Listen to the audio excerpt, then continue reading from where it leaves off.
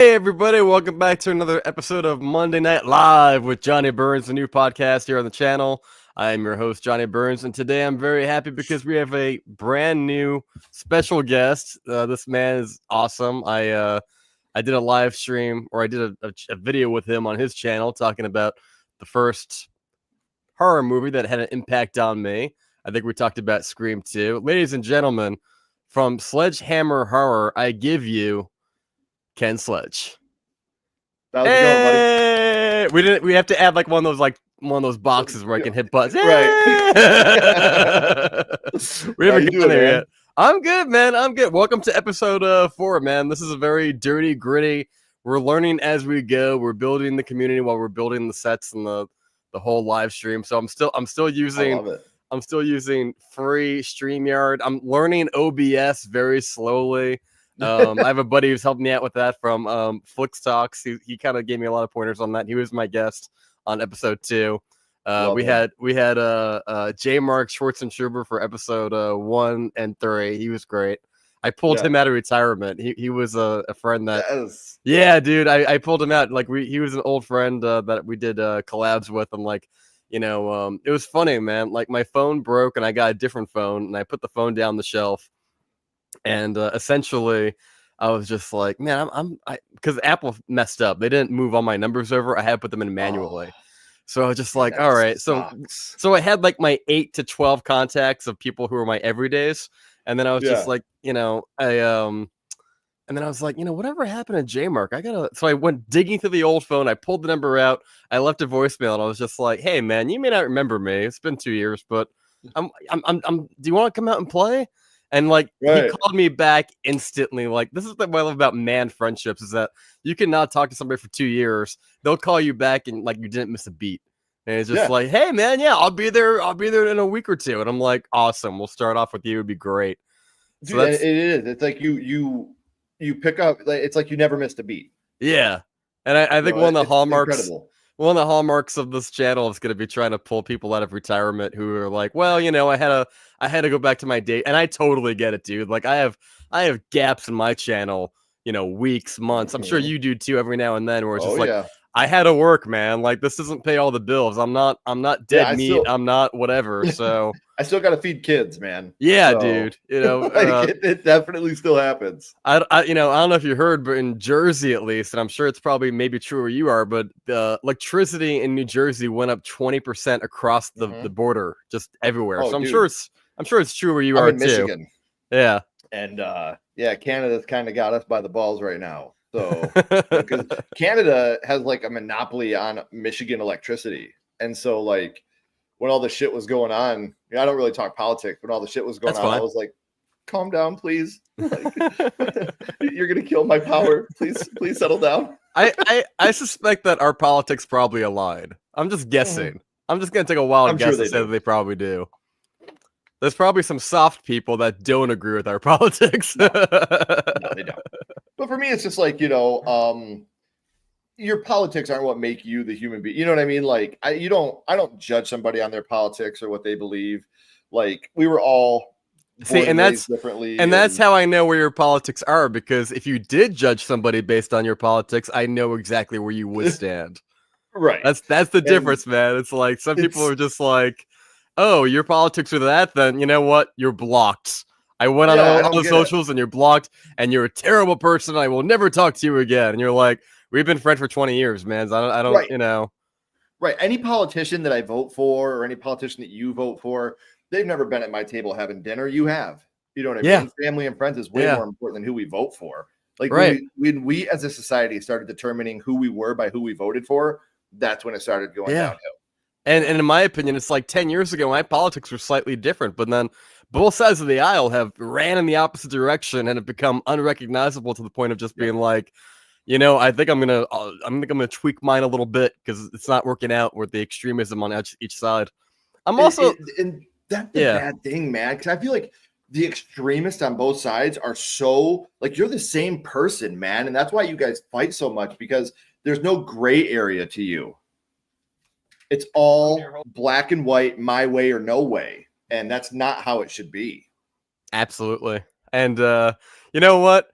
We got one person in the chat right now. Let's talk movies, man. I think we started at 3, and then it just went to 0. We're like, we need to get back on task. Yeah. But go Trump.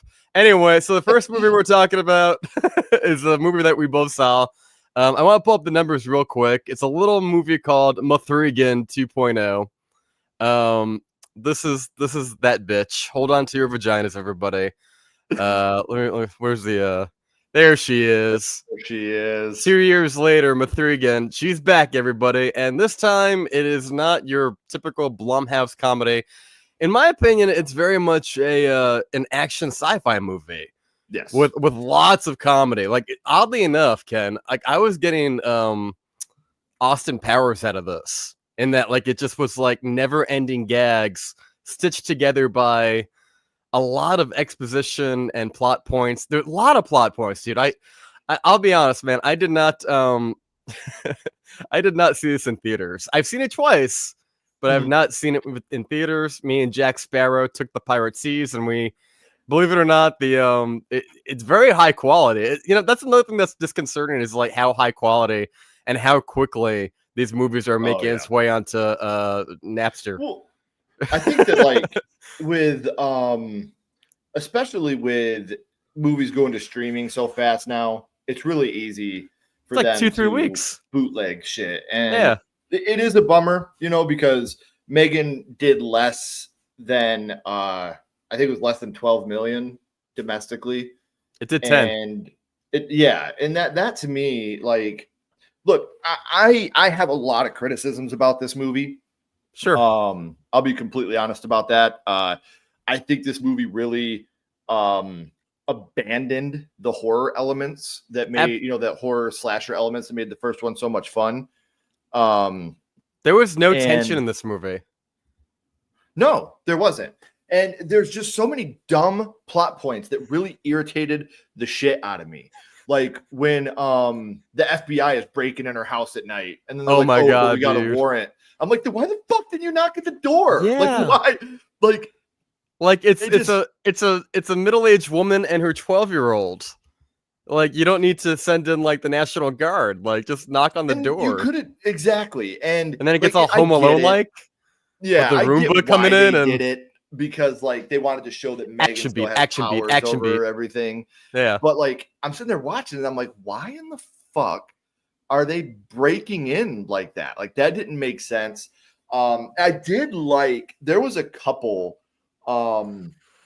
really cool Terminator references in this movie. Obviously, there's a lot of Terminator. Very heavy-handed. Very heavy-handed. Even down to the point of like, I am your protector robot. I will not kill others.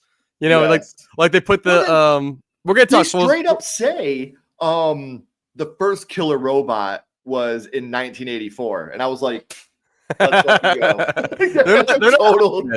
They're not hiding it at all. But yeah, the whole bit about like her becoming more of the anti-hero, her being like they put like an inhibitor chip in her so she can't kill humans.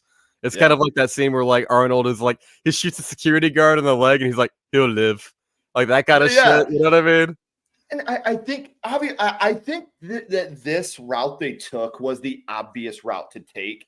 Sure. And I think especially with it being Blumhouse and my least favorite studio of all time, Universal. Really? When it comes to content, good content. House of Mouse, dude. But they just fuck us every time we try to do a review on one of their movies. We get hit with copyright every time we try to do something with a Universal movie. See, our fuckery. I think they played it too safe, man. Our fuckery is different. Your fuckery is based on copyright strikes. My fuckery is based on invites. Like Disney, Disney hates me, dude. Like if you ever watch like those early reviews for like anything that's Disney, because they cherry pick the people. I'm gonna talk shit about everybody tonight. So hold on to your vaginas, everybody. That's what it's for. Yeah. So like Disney, dude, Disney Marvel, because they're all one house now. Was it like whatever the new Fox is? 20th Century Pictures, I guess it's called now. All of it. Hulu, FX, it's all one house now.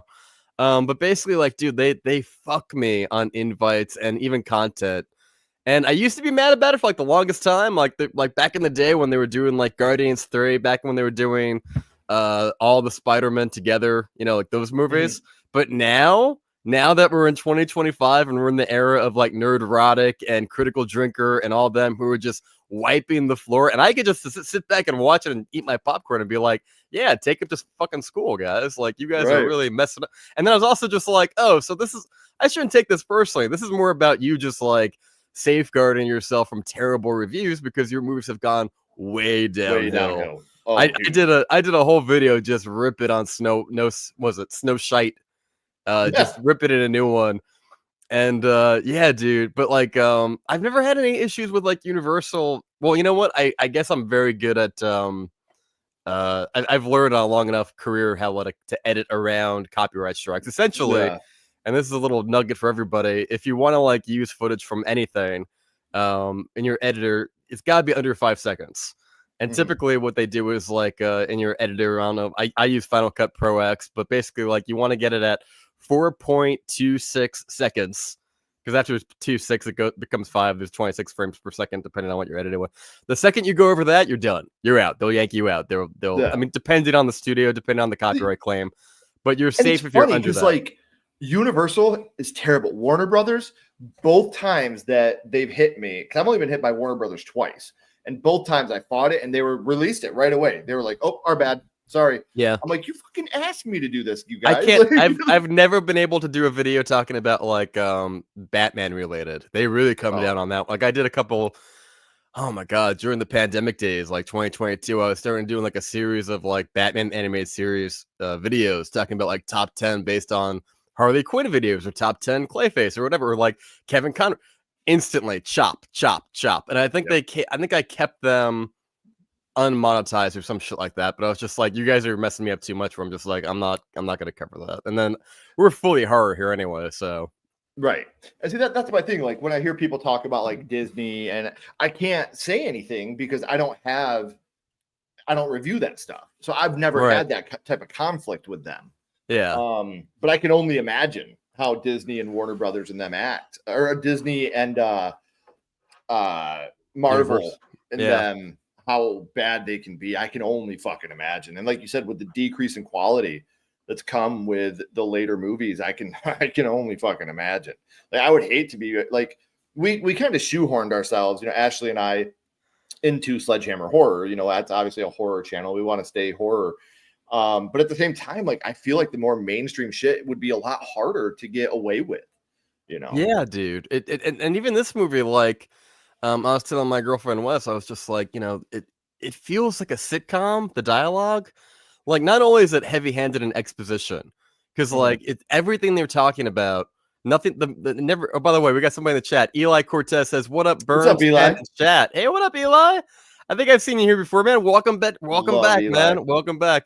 But yeah, talking about that, dude, it's like everything in M3GAN 2.0 is like either them talking about what happened, what is happening, what's going to happen, and what we have to do.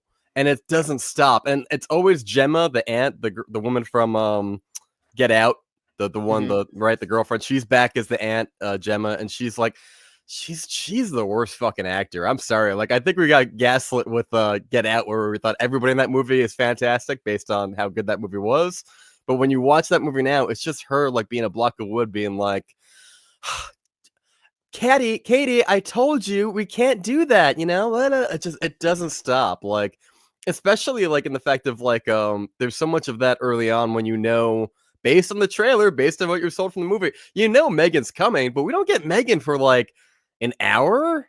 Like we get like a couple of like, you know, she's coming through the projector and little shit like that, but we spend a good 20-30 minutes like meeting I think it's, what is it, Allison? Who's the name of the new robot? The Amelia. Okay. You know, and that's so over the top too, man. That campy 80s action espionage sci-fi, like what the cop that was doing the the lead FBI guy. Is he FBI? I couldn't even tell half the time because I called him Randy Marsh because he had like the bad mustache and the ass shit. I'm like, he's Randy Marsh, and like I think he even called somebody Karen. He's America. Like, Yeah, I think he calls somebody Karen. He's like, "Yes, my gun is bigger, Karen," and I'm like, "That's Randy. You're an Dude, idiot that's so too." funny. Yeah, Because like dude. the one thing I will say about M3GAN 2.0, I really think they kicked themselves in the ass by ditching the horror elements. I really do. But the comedy they had in this movie really landed to me. That shit was funny. Yeah, When she was like, "What the fuck?" Like that made me laugh out loud. yeah. When Megan was singing to Gemma, that shit made me laugh out loud. There we go. I got an image for that. Yes, dude, like that made me laugh out loud, dude. Like, and then like, Yeah, when, but did it make you laugh? Because like my reaction was like, "What the fuck? What are we doing?" And Like, I had to look that up because I was like, I was watching it with Wes, and I was just like, "Is she singing Wicked?" I had to look it up. She's singing a song called by Kate Bush, who you guys might know from Running Up That Hill Running from Up the Stranger Hill. Things, back when she floats up.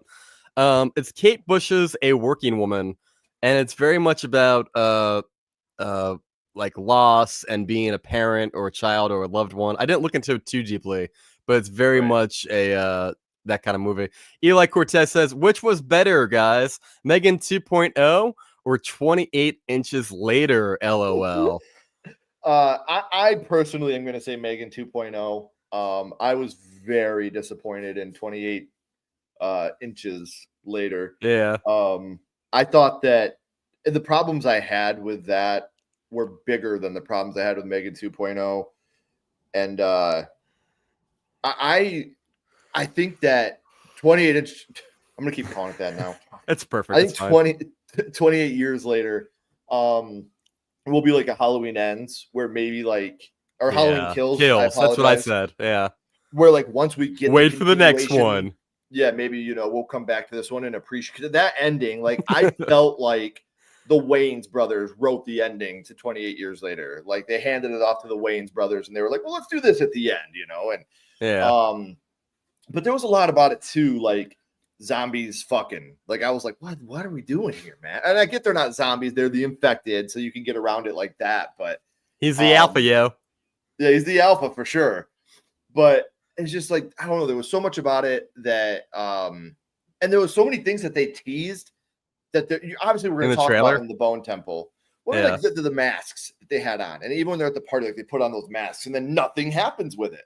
Nothing. And I get like wanting to leave you for the next movie, but when you do it too much, it takes away from this movie. Yeah, you're building for your next film, but dude, you got to work on this one first. Like this one has to be, I felt like The Strangers did the same thing with The Strangers Chapter 1. They relied way too heavily on The Strangers, and they built so much for The Strangers Chapter 2 that The Strangers Chapter 1 was completely lacking just due to the fact that they were trying so hard to work on before and after and not during. And I feel like 28 years later was focused so much on the Bone Temple, setting up the Bone Temple, setting up the ending with the new people from the, that are coming up. And it just didn't focus enough on this movie, in my opinion. Well, and I'm glad you said that because I've been hearing so many different opinions on 28 years later, 28 inches later. I'm going to tell you my quick story. I'm going to make it quick because we got lots to talk about. So I went to this movie, had a gummy, maybe. Who's to say? Had a shot of vodka. You know what I mean? I went in this going like, let's go have fun. It's gonna be a zombie movie. Sorry, infected movie. You know what I mean?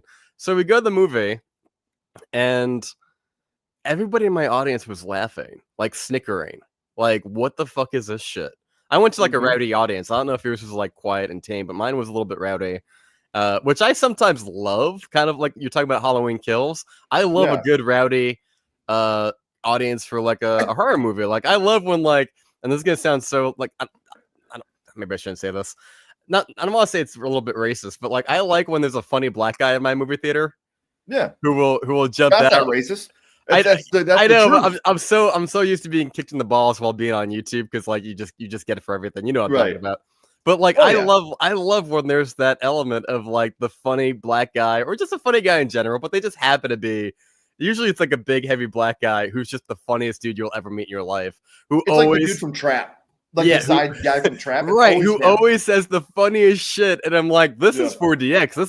This is the better experience when you're dropping lines. Because if you're watching a movie that's very mediocre or just kind of whatever, and they just drop those lines, man, it just amps it up. We were getting a lot of that. They were making fun of it, like I think it depends on the type of movie for me. Like if it's like a mindless slasher or something, I really don't mind. Let's have fun, let's go crazy. But if it's a very heady movie that you got to pay attention to, like, because like I am definitely the get off my lawn guy. I'm like, look, I took my wife out on a date. We've been together 20 years. I want to enjoy my movie. I spent $100. Yeah, if I'm going to like a kids movie, like we went to see How to Train Your Dragon, and the kids were woo, stuff like that, and that's how it should be in a kids movie. Yeah.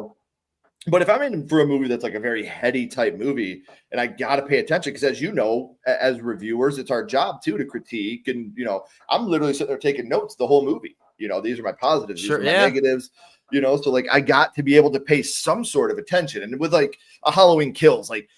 Everybody in the theater was cheering when Michael came out and was doing the firefighter slaughter. Right. We were all like, yeah. Or in like, the third act when he goes to town on the lady with the iron. One of the best moments that wasn't Saw related was when we went and seen Halloween 2018. And Ashley and I talk about this all the time because it was just so perfect. Still my favorite moment in the whole Halloween franchise when Michael's looking down those stairs and Allison's like, I can't do it. And she's like, gotcha. And she shoots him. Our whole theater was like, oh, like the whole theater went nuts at that moment. And that was such a great moment to be a part of on opening night. Like I got goosebumps right now, man, just because it was like that loud, like everybody just went absolutely insane because we were fooled at that moment. We really thought after watching her, or not, it wasn't Allison, it was Karen. Of course it was. After watching her throughout the whole movie, you're like, oh, she's this soft, she's scared because, Lori beat her down. And she's literally a Karen. Yeah. Right. And I love that actress, but oh, dude, she's so good. But yeah, about, no, go ahead. No, I love moments like that. Like when you could share that type of moment in a movie theater and you don't have the people because what I really hate is when I'm watching a movie and you have the dumb fucking kids that just scream for no reason at every single scary moment. And it's like, dude, get out, go. Or the people that just be obnoxiously loud, like and talk. I'm like, hey, chicken jockey. Oh God. See, like that doesn't bother me. It's a kid's movie, but I've done it a couple times. I will literally get up and I'll walk over and I'll sit down next to people and just stare at them. And they're like, yeah, I'm like, well, your conversation's so fucking important. We all got to hear it. Tell me what's on your mind. Please commentate here like we're in your living room. Right. Yeah. I spent $15 to hear your conversation. I might as well hear it up close and in person, man. More than that, dude. My tickets were like 18 and then you spend another 20 on popcorn. So you're down like easily. $50. You're bringing somebody like, if you got family, you got like, if you got kids, you're spending $100 easy to go see How to Train Your Dragon or what the fuck. See, we had MJR theaters. The last movie we went to see before this was Final Destination 6. And we got there. We're sitting in the movie. And I see, why can't I think of his name? The cat that played Freddie Mercury. Oh, Mr. Robot. What's his name? Oh, fuck. Well, anyway, he comes out. He's the amateur. Like, that's what it was. Like, I'm like, this. I was like, I didn't know. Rami Malek. There you go, Rami Malek. I'm like, I didn't know Rami Malek was in Final Destination 6. Hell yeah, this is dope. And then it says the amateur. And I'm like, wait a fucking second. And I walked out and I was like, hey, what the fuck? And they were like, oh, we played the wrong movie. So when we left, like they switched the movie. When we left, they gave everybody free tickets. Like, hey, we're sorry about that. It won't happen again. We apologize. Here's free tickets to your next movie. The next movie we go see is M3GAN. We went to go see M3GAN with our daughters because we wanted to take our daughters in to go see that. And we get there and we go to the 2:00 show. We go to the earliest showing so that way our daughters can see it first before anybody. And at 2:45, that we've been waiting 45 minutes. And I'm out there like, what's going on? They're like, oh, we're getting it. At 2:45, they come in and like, hey, the projector's broken. You guys can come back at 4:50 for the movie. So I'm like, what the fuck? So we go, we eat, we come back, and like, hey, here's free tickets again. I was like, okay, you guys just fuck up every time. And I'll come see movies for free from now on. Nice. But it's just one of those things where it's at the time I was pissed. I was sure. Like, come on, man. But we also have because that's about 40 minutes away. We also have a local theater here that only plays like G and PG movies. Okay. And we've seen when they play movies here, it's $5 for your ticket, $2.50 for your popcorn, or they sell these big old things and they're like the M3GAN ones. But we got a Minecraft one. So every time you come in, you pay $1 and they fill up your popcorn. So we take us, me, my wife, my 2 kids, because my oldest, Kenny, he doesn't go see this shit anymore. But we would see How to Train Your Dragon. We spent $32 on tickets, popcorn, candy, pop. And Wow. it was awesome. Yeah, I loved How to Train Your Dragon. I thought it was great. I thought it was, I felt like a kid watching that movie. Again, I had never seen the animated one, so I can't push it up against those. But I had so much fun watching Mason in this movie, going from the black phone and watching him do something like this. That was cool as hell. Totally. I can't. I tried watching a version of How to Train Your Dragon from home. You know how. And I couldn't get into it. I think maybe when I have kids one day that'll change. But for right now, I'm just like, I don't have that wonder of my kid is lighting up watching this right now. So to me, I'm just like, this is like, did we really need another dragon movie after 3 animated movies? Definitely changes the way you look at any film. I imagine. That's why I have a soft spot for the movie Tarot. I thought Tarot was a garbage movie. I thought it was terrible. I've never heard of Tarot. You didn't miss anything. Okay. But I took my 12-year-old daughter to see it, and she hadn't seen these type of movies yet, where I'm looking over here and there's nothing there, but when I look back, there's something and it jumps. This was all new to her. So this movie to her was like, this is awesome. And so for me, it was like, I appreciate this movie because it's showing my daughter these things that I grew up with. Like, this was her The Gate, or this was her Monster House, like anything like that, or Monster Squad even. Right. And she thought the jump scares were great and everything like that. So I have an M3GAN, Abigail, movies that I take my daughter liked Abigail. To. Yeah. Oh, so did I. My 5-year-old, for her 5th birthday, she had an Abigail birthday cake, and Underrated. It was a ballerina vampire birthday. I like Dan Stevens too. Like ever since like The Guest, I'll watch Dan Stevens in anything. He's so good, man. Like, he's so good. And Sammy, those are fucking onions. Like, he's just like, the way he delivers lines is so perfect. I love in The Guest when he's just like, he's like, if somebody bullies you, then you go back at him. You punch him. You go to their home. You light their house on fire. Don't you feel bad about that? And it's just like, what? And he's so deadpan about it, and the kid's like, okay, he switches that knife out. I love The Guest. If you're watching, if you've never seen The Guest, go watch The Guest and treat yourself. It is a gem. I want to answer this question real quick from Alex Cortez, because I know you gave your take on liking M3GAN 2.0 better. I'm going to give a hot take, and it's probably going to be divisive because this movie's divisive. This is my experience of 28 years. Saw it in theaters. We laughed at the entire time. We made fun of it. We thought it was stupid. It's very inconsistent, very all over the place. Very much, if you've seen the original movie, you're fucked. If you've seen the trailer for this new movie, you're fucked. You're not given what you're expected at all. So I watched it. I laughed at it. I watched it again, and then I started. When you watch it at home, you can watch it like in 10-minute spurts, and I think that makes it more digestible. Because my whole theory was like, if you watch this like you're watching the first 2 episodes of Severance, for example, I think it's better. I think it's because you could look at it as the way I broke it down, Ken, is initially I was like, one movie, messy, hate it. But then I broke it down to 4 parts. It was prologue with the Teletubbies. I gave that a 7. Feels like a Walking Dead comic. Okay. That was very cool. So far, so good. Was awesome. Right. So the prologue, 7.0 out of 10. Okay. Chapter 1, I call it Dad. Right? That's the first 40 minutes leading up to a slap. Right?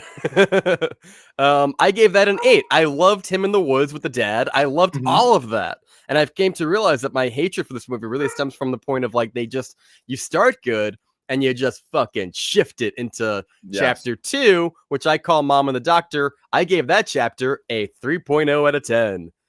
So we go from 7 to 8 to 3, and then the epilogue, which, St. Jimmy and the Teletubbies, I gave that a 5, because it was kind of some people hate it, some people loved it, and I was kind of just like, what?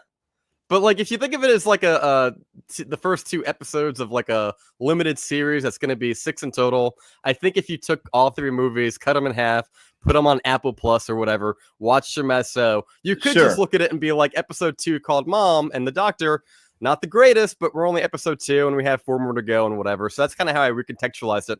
And the reason why it grew on me and why I like it more than M3GAN 2.0 is because for the whole week after seeing it the first time, I couldn't stop thinking about it. Like the universe in general, like I have so many issues with it, like so many inconsistencies and like the way like the alphas work and don't work. The chapter 2 with the mom like holding hands while giving birth, and I'm like, this is some horse shit right here. What are Yeah. we doing? You know, the fact that he the whole thing with the skulls and putting the skull on the top. And I was talking to J. Mark Schwarzenegger about this on the live channel, and I imagine you probably won't disagree with this. Is I really hate how much for the past 10 years straight, and we're finally turning the current corner a little bit, is like it's been a constant slap in the face as far as like we have to hit you with the toxic masculinity and the cautionary tale that goes with it, because you have so much goodwill with the dad, Craven the Hunter himself, where you're like, this is a good dad, right? Like, you know, you're in the zombie apocalypse, you got to teach your son how to be a man. And like out of nowhere, dude, out of nowhere, like I love the bridge scene when they're going over the causeway and Alpha's chasing him down. The music is amazing. You have like the stars and the look like what do they call that it? looked awesome, Right? It looked like the Northern Lights. You have like the green coming down and like the score is swelling, and like the Alpha. Once you hear the boom, boom, boom, chasing and he's running, I'm like, I am so fucking in.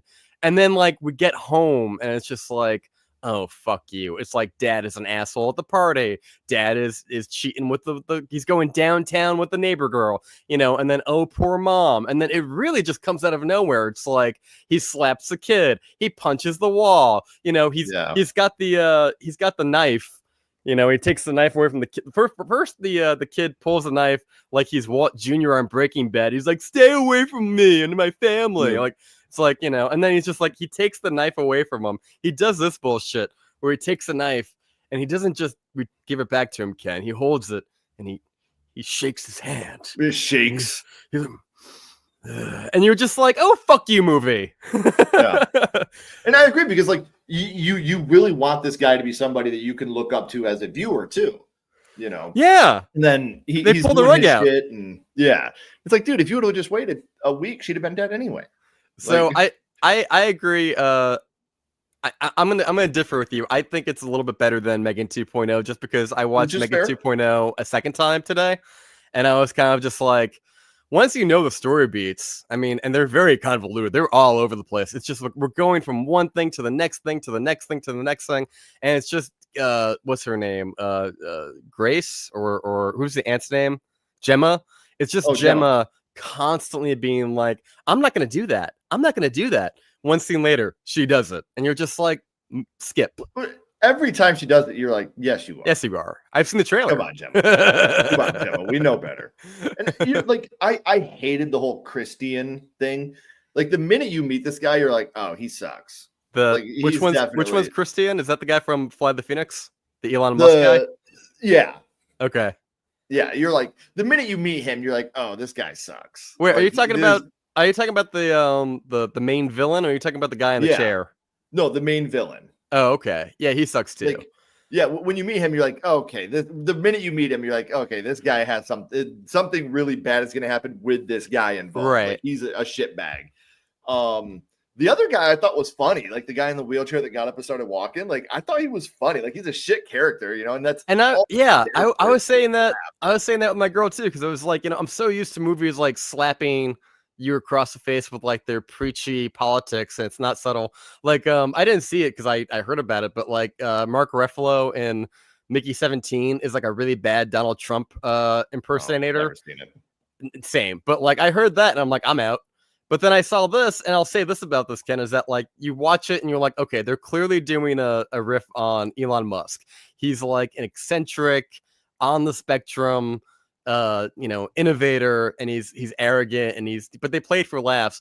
But you know, It's funny because I was looking at it, it's like it's not slapping you across the face with like politics, but rather it's like it's doing what we used to do like 30 years ago, where you would just poke fun at the character, but you weren't like, you were just like having fun with it. You were like, yeah, that guy is kind of weird. You know what I mean? And like, I love that. We need to get back to that in the movies. And I agree. And like, I think that the problem is now is everything has to be political, like everything. And like, they made that Donald Trump movie a couple years ago with Sebastian Stan. The Apprentice. Like who the fuck are you making this for? Like, people that love Donald Trump are not going to see this movie. People that hate Donald Trump are not going to see this movie. No one's going to be swayed either way by watching this movie. Like, who the fuck did you make this movie for? Like, we don't need politics in every fucking walk of life now. I think it's good. I think the world is healing, though. I think the world is healing. I think we're flushing things down the tube after 2 years because, like, things were filmed. So for whatever was made in the last 2 years, we have to flush it down the toilet, out the drain. But in the things that are made quicker, I think we are getting better stuff. Like, I think it's not gonna lie, dude. I'm excited for the new Naked Gun. Yeah, dude. I want to get when to when I saw the trailer and he's like, "Love you, Dad," and the other guy's like, "I miss you so much, man." Dad. He's like, like, yes, dude. Like, I think that's, and I think that Scary Movie 6 could really take us back to that point of comedy too. Oh yeah, where, you know, like, it's what I love about what Dave Sheridan, who is reprising his role as Officer Doofy in this movie. I love that he said, like, we're not going into this like, well, we can't do this or we can't do that. You know, we're going into this as we're doing it just like the first Scary Movie. If the jokes land, they land. If they don't, they don't. But we're not going to pull any punches, because if you're worried about offending this person, then you have to be worried about offending this person and this person and this person. And you know what we're getting in, and you know what you're getting into when you go see Scary Movie. Like, come on, like, the Waynes aren't going to pull their punches. Like, you know what's up. I want to get to the chat real quick. Real quick because they've been hanging out. They've been very nice. Amanda says, "Hey guys, hey Amanda, how's it going?" She says she just currently watching Nosferatu. What did you think of Nosferatu, real quick? Did you like it? Like, thumbs up or down? I mean, if I hadn't seen this exact story 700 times before, I'd give it a huge thumbs up. But you can only see a Dracula story so many times. I thought it was very sexy, you know, and I appreciate the amount of sexiness they did, but more dong. Not as much dong ratio as 28 inches later, but there is some there is some undead sloppy dong hanging there. But I just think that, you know, and again, this is nothing against Eggers, this is nothing against anybody in the film, but when you've seen Nosferatu and Dracula and all these different iterations, it's just hard to fall in love with it again. Yeah, it's a beautiful looking movie, I'll say that much. Oh yeah. And I thought Willem Dafoe was great. I love Willem Dafoe going off the chain, just like enjoying himself. When he's having fun, I'm having fun. You know what I mean? When he's over the top, like Nicolas Cage. Skarsgård was if I wouldn't have known that was Skarsgård, I would have never guessed. Oh yeah, totally. You know, it was amazing. Saw fan 29 says, "Hey guys." He also says, since Blumhouse owns the rights to the Saw franchise, do you think it should continue the Saw X route, or do you think it should get a reboot? Reboot it. And the only reason I say that is Tobin Bell's openly talked about he doesn't have the energy. Like, it's like Saw X was really hard for him. So I mean, like, but it's also hard to say reboot it, because I don't want to see somebody else fill the Jigsaw shoes. I think it's, you know, Robert Englund as Freddy. I think that you know, it's Charles Lee Ray as Chucky. You know, these movies don't work as well when you try to put somebody in that iconic role. But if we're gonna get it without Tobin Bell, either way, you might as well do a reboot. You might as well just start over from scratch. And I'm gonna take the counterpart on this one, and it's solely from a place of where we're at right now. I think if you reboot it, you run the chance of it being god awful, like every other legacy reboot, where it's just like you're gonna get that flavor that you don't like, that McDonald's. I don't even know. It's just, you know, you're gonna put in somebody that hits a lot of check marks and does a certain thing that you don't want. I'd rather. I mean, they've already killed off Tobin Bell's character like 3 times, I feel. You know what I mean? So it's like, you know, I wouldn't mind at least a sequel to Saw 10, because I really enjoyed Saw 10. It really kind of reformed the franchise. I think. I mean, the only thing that has me like excited is the fact that it's Winnell and Wan that are doing this new Saw. You know, both Lee Winnell and James Wan are back into the fold. So when you have these two together, what'd you think of Spiral? A lot of people didn't like it. Chris Rock? I liked it. I liked it as a movie. I mean, is it a great Saw movie? No. Is it the worst Saw movie? No. But a fun Chris Rock movie.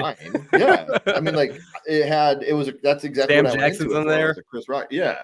Want to play games, motherfucker? Gump jokes. Like, that's the thing. I ain't seen no Gump 2. Yeah, I ain't seen Gump 2. Like, that shit made me laugh. Like, you could tell that was a Chris Rock improvised line. And I thought it was fine. Like, it was a fine movie. Just the only thing that I really didn't like about it was you called the killer early because you didn't see their death scene. If you have a Saw movie and you don't show me the trap scene, I automatically am like, something's up with that person. Yeah. Well, and even if you don't get Tobin Bell in the next Saw movie, like the reason I wouldn't want to reboot it is like I'd rather just let Amanda run the show a little bit. Like bring back the characters from the franchise. Like there's enough goodwill in the original franchise. People love that franchise. My buddy Patrick Burrow, who's another one he's another one I'm gonna have on the show. He's another one that went into retirement, and I'm gonna pull him out of his fucking coffin and bring him on the show. We're gonna talk movies and stuff. So I'd rather you take like all the telenuva characters and brought them into like, dude, it is like a Spanish soap opera. I'd rather you just like bring those characters in like lightly as Easter eggs or characters rather than, because if you try to reboot it, it's just like I've seen like I don't want like Child's Play reboot. Do you know what I mean? Sure. Amanda says no one messes with Ken Sledge. I am definitely that guy at the movies, man. She says, "Oh my gosh, Tarrant was trash." Says Eli Cortez. He's not wrong. See, I think I do remember seeing the poster and like look at the IMDb and going, skip. Abigail is so underrated. I agree. Everyone talks about how the trailer ruined it, but like that doesn't change the fact that it's a really fun movie to watch. Yeah, it's a good B horror movie. I think it's my favorite movie from the chick from Scream. What's her name? The one who got fired. Oh, Jenna Ortega? Or no, Melissa Barrera. Melissa Barrera. Dude, I'm so fucking tired of that horseshit too of like people's politics fucking up our movies.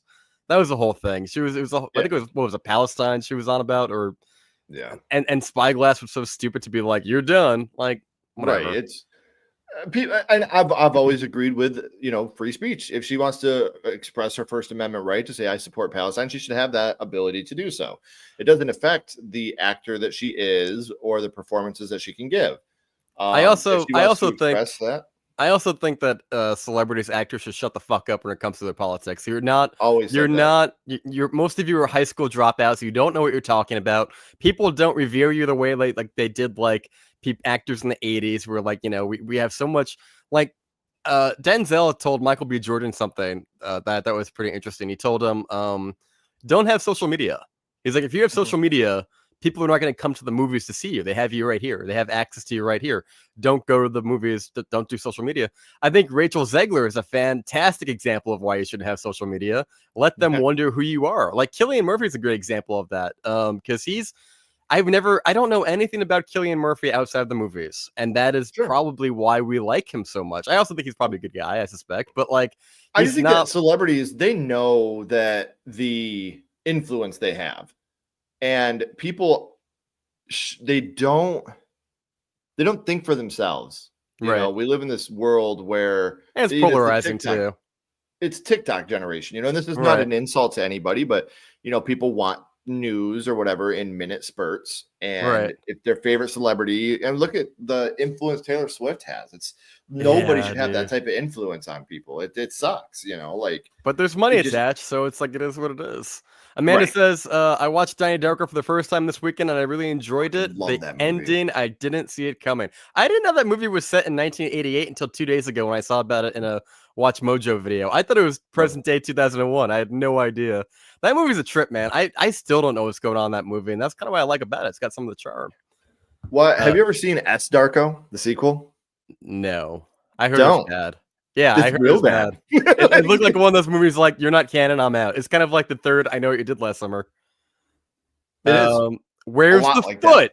2.0 part 2 and coming into theaters. Yeah, I love that joke. He's like, oh my god, we hit a boot.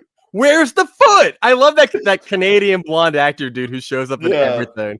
He's like in Freddy versus Jason. And I love that dude. That thing, that's that part and the what are you waiting for? The guy's like, what am I waiting for? What am I waiting for? It's so funny. Sawfan29 says it's great. The Wayans brothers are returning for Scary Movie 6.0. I totally agree, dude. Because you really can't do it without him. If you try to bring in like Seth Rogen is rebooting Scary Movie 6 the way he did Ninja Turtles, nope, not having it. Well, we saw what Scary Movie 5 was. It was, complete and utter garbage. 4 was bad. I don't even remember anything after 2, to be honest, dude. Like, I saw them, but I completely I put them in my trash bin and emptied my trash. It's like, I don't need those. I think 3 has some really funny moments, but 3 still has Anna Faris, has Regina Hall. You know, it still has some of the core actors. But when you in start it. getting into like Charlie Sheen and Lindsay Lohan, I'm like, I'm out. Yeah, I don't remember. I mean, I saw them, but I don't remember them. see, like I love like in Scream or Scary Movie 3 when they're when the ring girl's coming out of the TV, and Brenda's like, the TV's leaking. You know, like they're like those moments I thought were fucking awesome. Eli Davey Death Ray Cortez. is dope. Eli Cortez says you should bring my guy Davey Death Ray on the show. Do you know Davey? I don't know Davey. Do you know Davey? Davey's awesome, man. Yeah, I've had him on My First Horror Movie. We've done a couple lives together. He's fantastic, dude. You absolutely should bring him on the show.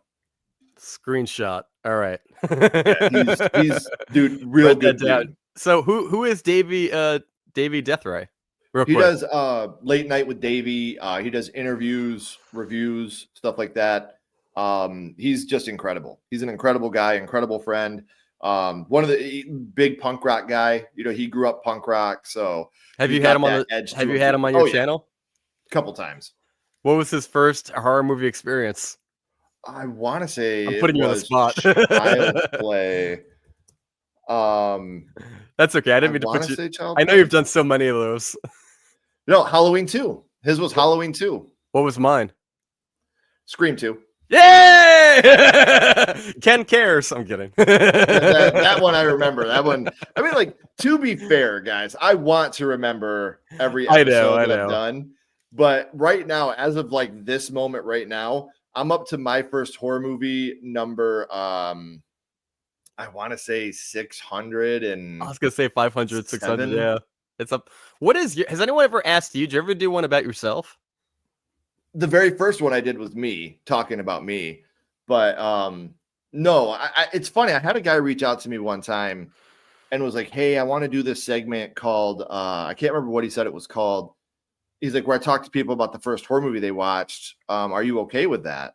And I was like, I can't tell you no, dude. Like, you know, I didn't come up with this idea. You know, it's just something I've done for a long time. I don't have a patent on it or anything. But the only thing I ask is like, don't call it My First Horror Movie and just, you know, come up with your own formula about it. Like, don't be like, you know, I want to go back to the past. What was your first, you know, like, don't completely, you know, bite my shit. But I would love to see what you do, you know, like, yeah, sure. Then I never heard anything else about it. Let me put a wild card question out there for you. So Okay. applying that same question, right? Like a movie that really gravitated to you, but I'm only going to give you the window of 2025. So just from this year, man, I can open it up from 2020 on. Is that better? Well, if it's from 2020 on, it would be The Dark and the Wicked, probably. Nice. Deep pull. I like it. I did an ending video on that. 2025. It would probably be Bloat. I thought Bloat was really well done. I don't know Bloat. It's really good. It's got the dude that played Ryan in the OC. He was in Gotham. Oh, I know him. Like Ben something. Yes. And Ben's son. Ben's son. Get it? He's in it, and it's actually it's in the same vein as Unfriended, and it actually connects to the Unfriended franchise in the movie, which I thought was really cool. That won't sell me. No. I wasn't a huge fan of Unfriended either, but I like that type of movie, like Host, where it's all done via laptop and shit. Yeah. But I think it's the most original movie that we've seen this year. A lot of what we've seen was like either really bad or just okay. I haven't seen a movie this year that really knocked my socks off. You know, I think The Monkey was probably my number one right now. Yeah, and then like Bloodlines, and then like it's a steep drop off because then you got like Hard Eyes. I guess Companion is in there. I hated Companion. People love that movie, and I'm like, it's another slap in the face to men. I'm like, no, I'm good. I thought Sinners probably Sinners was my favorite of the year. Sinners is in there. Like I did this. No, keep going. I'm trying to think like other movies this year that I wasn't really that big of a fan of Bloodlines, man. Bring Her Back was pretty good. You see that one? You didn't like it? I liked it until the end, man. Like I feel the same way about that one as I did The Woman in the Yard. I really liked those movies until the end. Like these are the movies I saw in 2025, all right? And they're not all horror. I'll try to just name the horror ones. But I saw The Monkey, which I liked. I saw Warfare, which I thought was pretty well made. Did you see Warfare? The Mm-mm. Alex Garland, very good movie. The Okay. Accountant too has a special place in my heart. I love John Berthnall. I love Ben Affleck. Sure. That was so much. It was so much fun. The main storyline was kind of like whatever, but anything with like them hanging out on a road trip buddy movie, like it's Sure. the '80s again. I'm so in, dude. Give me more of that. Sinners, I think was like well crafted. I understand the problems with it, but like it's just cinematic. I can listen to Ryan Coogler talk about IMAX and the way he did it all day long. Yeah. I saw F1 this weekend. I thought that was How was that? fantastic. Oh, dude, I loved it. Okay. It's a dad movie, but I'm here Sure. for it. You know what I mean? Like it's very much like if you saw Top Gun Maverick, same director. It's got those Okay. kind of vibes of like this should have came out for Father's Day. I thought it was fantastic. It does have a lot of the same plot points of like Days of Thunder, but Okay. considering it's like 19, you know, it's 2025 and not 1985. You know, they took out like the cheesiness and the Tom Cruise isms. It's like Moneyball, like got in there, fucked Days of Thunder, and made a baby, and it made it better. I love Moneyball though, so that's just Huge baseball fan, as many Yeah. of you know. So I'm a huge Moneyball fan. Love that movie. We got Final Destination Bloodlines. I thought that was pretty good. I mean, it's better. It's a return to form for me because I feel like some of the later ones were kind of like 28 years later, The Gorge with Anya Taylor-Joy and Miles Teller from Whiplash. That was like a straight to Apple Plus. Actually, surprisingly, not so bad. I thought it was pretty good. Bring Her Back, Common People. Oh, that's a Black Mirror episode. Hard Eyes, and then like it really kind of starts going downhill from here. It's like Thunderbolts, M3GAN 2.0, Ballerina from the world of John Wick. It's all right. I did not like Mission Impossible 8. I thought that like was too bloated. It's 3 hours long, dude. Yeah. No. And I love those movies, but they're just not. This one did not hit it for me. I was like, what are we doing? Flight Risk, which was like the Mel Gibson, Mark Wahlberg plane movie with Topher Grace. It's fine. I mean, it's a throwback to 80s action. Until Dawn, that was the video game adaptation. That was not a video game adaptation. Yeah. It was. Did you see that one? Yeah. Yeah, it was kind of like whatever. It was so not even close to the game. Yeah, and I tried to watch it as just what it is, and I'm like, I still was like, what are we doing? Den of Thieves 2. Novocaine, I'm so tired of seeing Jack Wade. Yeah, I didn't even see it. Clown in a Cornfield. I need to see it. Haven't seen it yet. Underwhelming. I don't want to spoil it. If I start talking, I'm just gonna spoil it, and I don't want to do that. But like, oh my god, man, this should have went straight to streaming. This was so like underwhelming, and like, what are we even doing? That's a bummer. Mountainhead. That was like that's an HBO movie with like Steve Carell and the guy who played the Riddler in Gotham, and like they're basically just four jackasses who are like billionaires, and they're like controlling the world with AI. Terrible. We're really like these are in order of best to worst. That's where they're going worst to worst. Wolfman. Didn't like it. Yeah, me neither. Companion, really didn't like it. Again, toxic masculinity, eat my ass. Minecraft, oh my, what a mind-numbing experience Minecraft was. You see Minecraft? Yeah, see, here's the thing though. I have never played that video game. Doesn't matter. Neither did I, but it's still a bad movie. Right. It was just like one of those movies where I could just go in, shut my brain off, let the kids have fun, and just, not have to worry about taking notes and looking for timestamps and all that shit. Just shut my brain off and laugh. That's all I did. And then another horror movie, probably the last horror movie on my list, is Hell of a Summer, the Finn Wolfhard movie, which is like a kind of like a Friday the 13th kind of movie. It is so bad, dude. I heard it was terrible. It was so bad. I went on there on a whim thinking maybe, I'll go today. Why not? So fucking bad, dude. Not only that's is it also like how I felt about Death of a Unicorn, man. Yeah, I skipped that one. And you know what? I have it downloaded. I could watch it, but I just there's never a point in my life where I'm like, today's the day.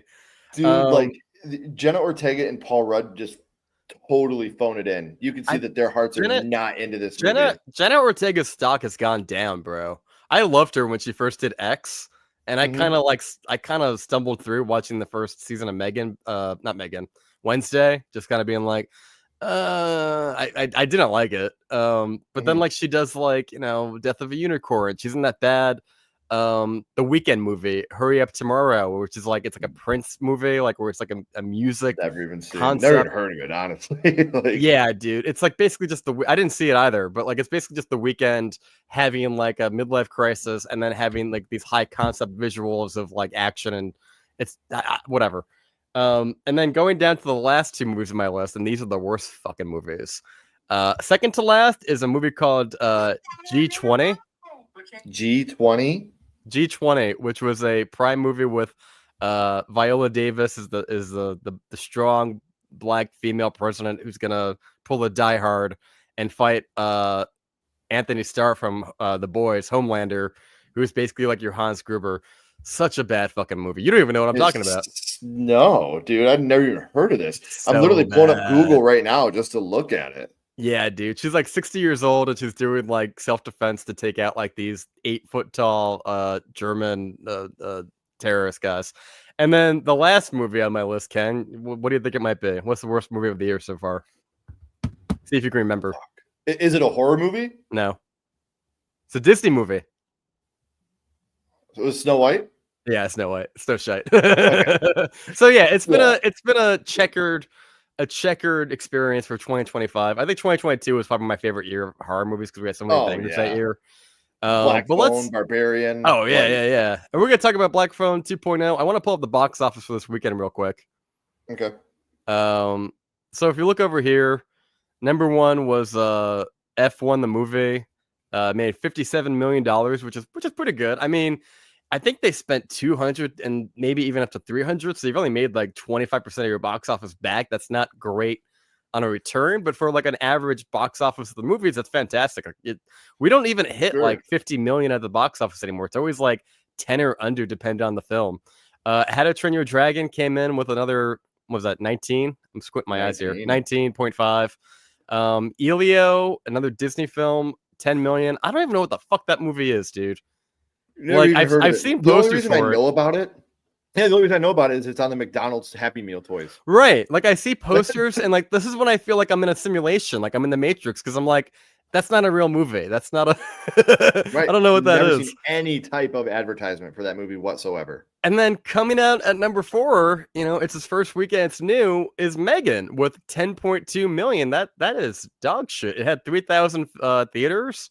Yeah. People didn't show up, dude. I mean, I remember the first movie has so much hype for it, and granted, you had like that dance scene which was doing like the spaghetti arms and shit, you know. But like, it was also a horror movie, man. Like people show up for horror movies. A lot of people watch this trailer and were like, "This is Terminator 2. This isn't a horror movie. I don't want to see this." I don't think people cared at all. I think at best people are gonna be like, "I'll wait for streaming." Yeah, you know what I mean. And then you have 28 Inches Later, which brought in another 9 million. It dropped down 67%. Lilo and Stitch, Mission Impossible, Materialist, which is like, who are you gonna pick? Poor Chris Evans or rich Pedro Pascal, Madam Web? Don't care.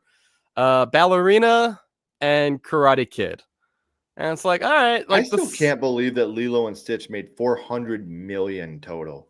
It's because it's a live adaptation. You're gonna make it over in different countries. That's insane, though. Like Mission Impossible made 186. That movie made fucking 4, and that's why they continue to do those movies, because they make $400 million in the box office. Yeah, guys, if you're in the chat, be sure to comment down below your questions and stuff like that. We'll answer them as they come along. We're gonna start talking about M3GAN a little bit, as best we can. I almost pulled up the Wikipedia page and be like, should I try to like read off the Wikipedia just to try to keep us on track a little bit? But I watched it again today, and I'm gonna do my best to try to like kind of talk about it, skim over the plot points a little bit. But basically, you have this new robot. What'd you say her name was? Amelia. Right? Who's like, you know, she's a government robot. I think they stole the blueprints from M3GAN or some shit. Or wasn't there like a blueprint from 1984 that they stole or something like that? I don't know. Yeah. But basically, the movie opens with like her like infiltrating some type of compound, and she kills everybody. And long story short, they need somebody to counter it, so they get M3GAN. We find out that M3GAN hasn't been destroyed. Shocker. And that's always gonna be the trope in these movies, where like there's always gonna be like a hidden copy of M3GAN somewhere on a flash drive that's gonna make her come back. Let's talk about some fun stuff for a minute, though. Like I like when they put her in this fake body. That was kind of fun. That was funny. It was Yeah. just funny how she was like, "What the fuck is this?" Like when she literally dropped the F-bomb, I was like, "Yes, dude." Yeah. But yeah, I a lot. If Megan wasn't on the screen, I didn't care. Does that make sense? No, absolutely. Like I didn't care about Cole or Katie or Gemma or the Randy Marsh FBI guy or the Elon Musk. I mean, the Elon Musk guy was kind of funny. The guy in the chair. I was like, okay. See, I But think that it's amazing how similar Violet and Madeline McGraw are. Those two sisters, like, yeah. holy shit, they are so much alike. It's amazing. What did you think of Amelia as a new antagonist? I mean, That's her right she's there. fine. You know, it's just like, I was getting vibes of Mars Attacks. You ever see Mars Attacks? oh yeah, Like the scene where like she's seducing the CEO guy, and like she's like, you ever see like that scene in Mars Attacks where like Martin Short takes the alien in the skies and like the yeah. giant head. Like I was getting vibes of that. I was getting a lot of Austin Powers out of this too. I can Um, definitely when they're in the room, a lot of Austin Powers vibes there. yeah. Uh, but I mean, again, this is like the McDonald's of movies. Like it's like the dialogue feels like a sitcom. The jokes are kind of hit or miss, and it never stops to breathe. Like we go constantly, ba boom, ba boom, ba boom, ba boom, ba Yeah, boom. We have to go on a side quest, another side quest. We have to go to the lair. We have to go back. We have to upgrade Megan. And I just wanted to like get to Megan, I guess. And I kind of want to have more scenes of Megan being Megan. Some horror would have been nice too, but that's fine. I mean, right. even if I look at it as just a sci-fi action comedy, which is what it is, um, I think a lot of it works, but a lot of it doesn't. It's a very mixed bag for me. And I think that's the whole thing too. Is you got to remember that they're going to try to grow and adapt a little bit. For me, it went the wrong way. Yeah. You know, I really wish they would have stayed with the horror elements of what made the first movie so successful. Tom Prank says, "Do you guys like the movie Hide and Seek 2005 horror movie with Robert De Niro? Pretty underrated." I think I thought it was fun. You It's him got and Dakota Fanning. right. Okay. Um, I think is that the one where it's like a Fight Club ending where it's like somebody wasn't Yeah. real. Okay. I saw that movie a long time ago. I remember watching it like on HBO back when cable was a thing and thinking, "Oh, that was something." Like Mhm. I'd have to watch it again because I'm a little bit older and I have a different point of view. It's funny going back watching older horror movies now and having a Oh yeah. different take on it. And like I loved this when it came out, or I hated it when it came out. But you grow as a person, you're like, I see it very differently now. My experience have been different. So I'll have to give it a shot. I haven't seen it since probably 2005. So I probably saw it in like HBO 2007 maybe. I was like, yeah, all right. I thought, I mean, I don't know. I have very mixed opinions about Robert De Niro these days anyway, so I'm not really putting a lot of stock into him. Um, Yeah. but if it's an older movie, I think the last time I saw De Niro was like Killers of the Flower Moon, which is like the Native American movie with Leonardo DiCaprio or Martin Scorsese. It came and went in theaters like a flash. I think it was Yeah. like an Apple Plus movie. I went to the theater. There was nobody there. I went to that movie and they were fucking. I couldn't hear the movie because Taylor Swift World Tour was playing one Oh, theater over. fuck And I just heard the that. bass like boom, boom, boom, boom, boom. They jacked it all the way up. And then you have like That this like would quiet. piss me off. You have this quiet movie about like the terrible atrocities of what was happening with the Native Americans, and like we're in huts and we're doing dances of the wolves, and we're like somebody has to fight the white man, and like all I hear is like boom, boom, boom. And the movie Right. was boring. Like they made Leo like a complete idiot, like his character. So I did get up to go to the bathroom, and when I came back, I peeked my head into the Taylor Swift show because like it's like literally a concert, one movie over, and I'm like, oh, they're having fun in here. But yeah, Right. dude. Like, I wish I um, was in there. I did kind of sit in there for a minute. I'm like, I'm not missing anything with that Martin Scorsese movie, which is like 3 hours long. So I'm like, I can come back in 5 minutes. Um, let's give our final thoughts. I mean, we could talk about Megan all day. Do you have any strong thoughts or opinions on Megan 2.0? You want to get out there? Again, I think like Amy that played Megan, I thought she was great. My biggest disappointment was like they sprinted away from horror in this movie. They did Right. everything they could to keep horror out of the movie. And that to me is just where you're going to lose your core audience. Like, you forget who you made the first movie for. Well, I think their thinking was like, well, Aliens, Terminator, they did that. They went into action sci-fi in their sequel, but it's not even so much that they lost the horror. Like, I can kind of go along with it. Would have appreciated more, but I wanted, like, if you're gonna do action sci-fi, like, make it good. Like, make it Right. make it like a little bit less convoluted. I mean, it wasn't even convoluted because I watched it and followed it, but it was just like, if you asked me to, like, hey, play by play, what happens in this movie? I'm like, I don't know. They have to infiltrate something to stop the end of the world because Amelia's going to end everything with paper clips, and I don't know. Like, it's just it's the end of the world, and I feel fine, and we need Megan to save us. I think it was Right. really like, I'm going to talk about spoilers because, like, it doesn't really matter. You can go to M3GAN 3.0, missing 2.0, and I don't think it would matter, to be honest. But, like, there's a scene in the end of it where, like, they're trying to recreate the whole now out of nowhere, Megan and Katie and Gemma are all friends, and we have to do, like, the fake out human sacrifice or robot sacrifice, kind of like Arnold in the first one with the lava and all that. And Yep. they do the thing where, like, she's got, like, the EMP in her wrist, and she pretends to join Amelia. Gemma hits the button, big boom, but of course Megan's going to come back. And for all intents and purposes, like, Amelia could probably come back too. I don't think they will That's because, like, but she could, you know.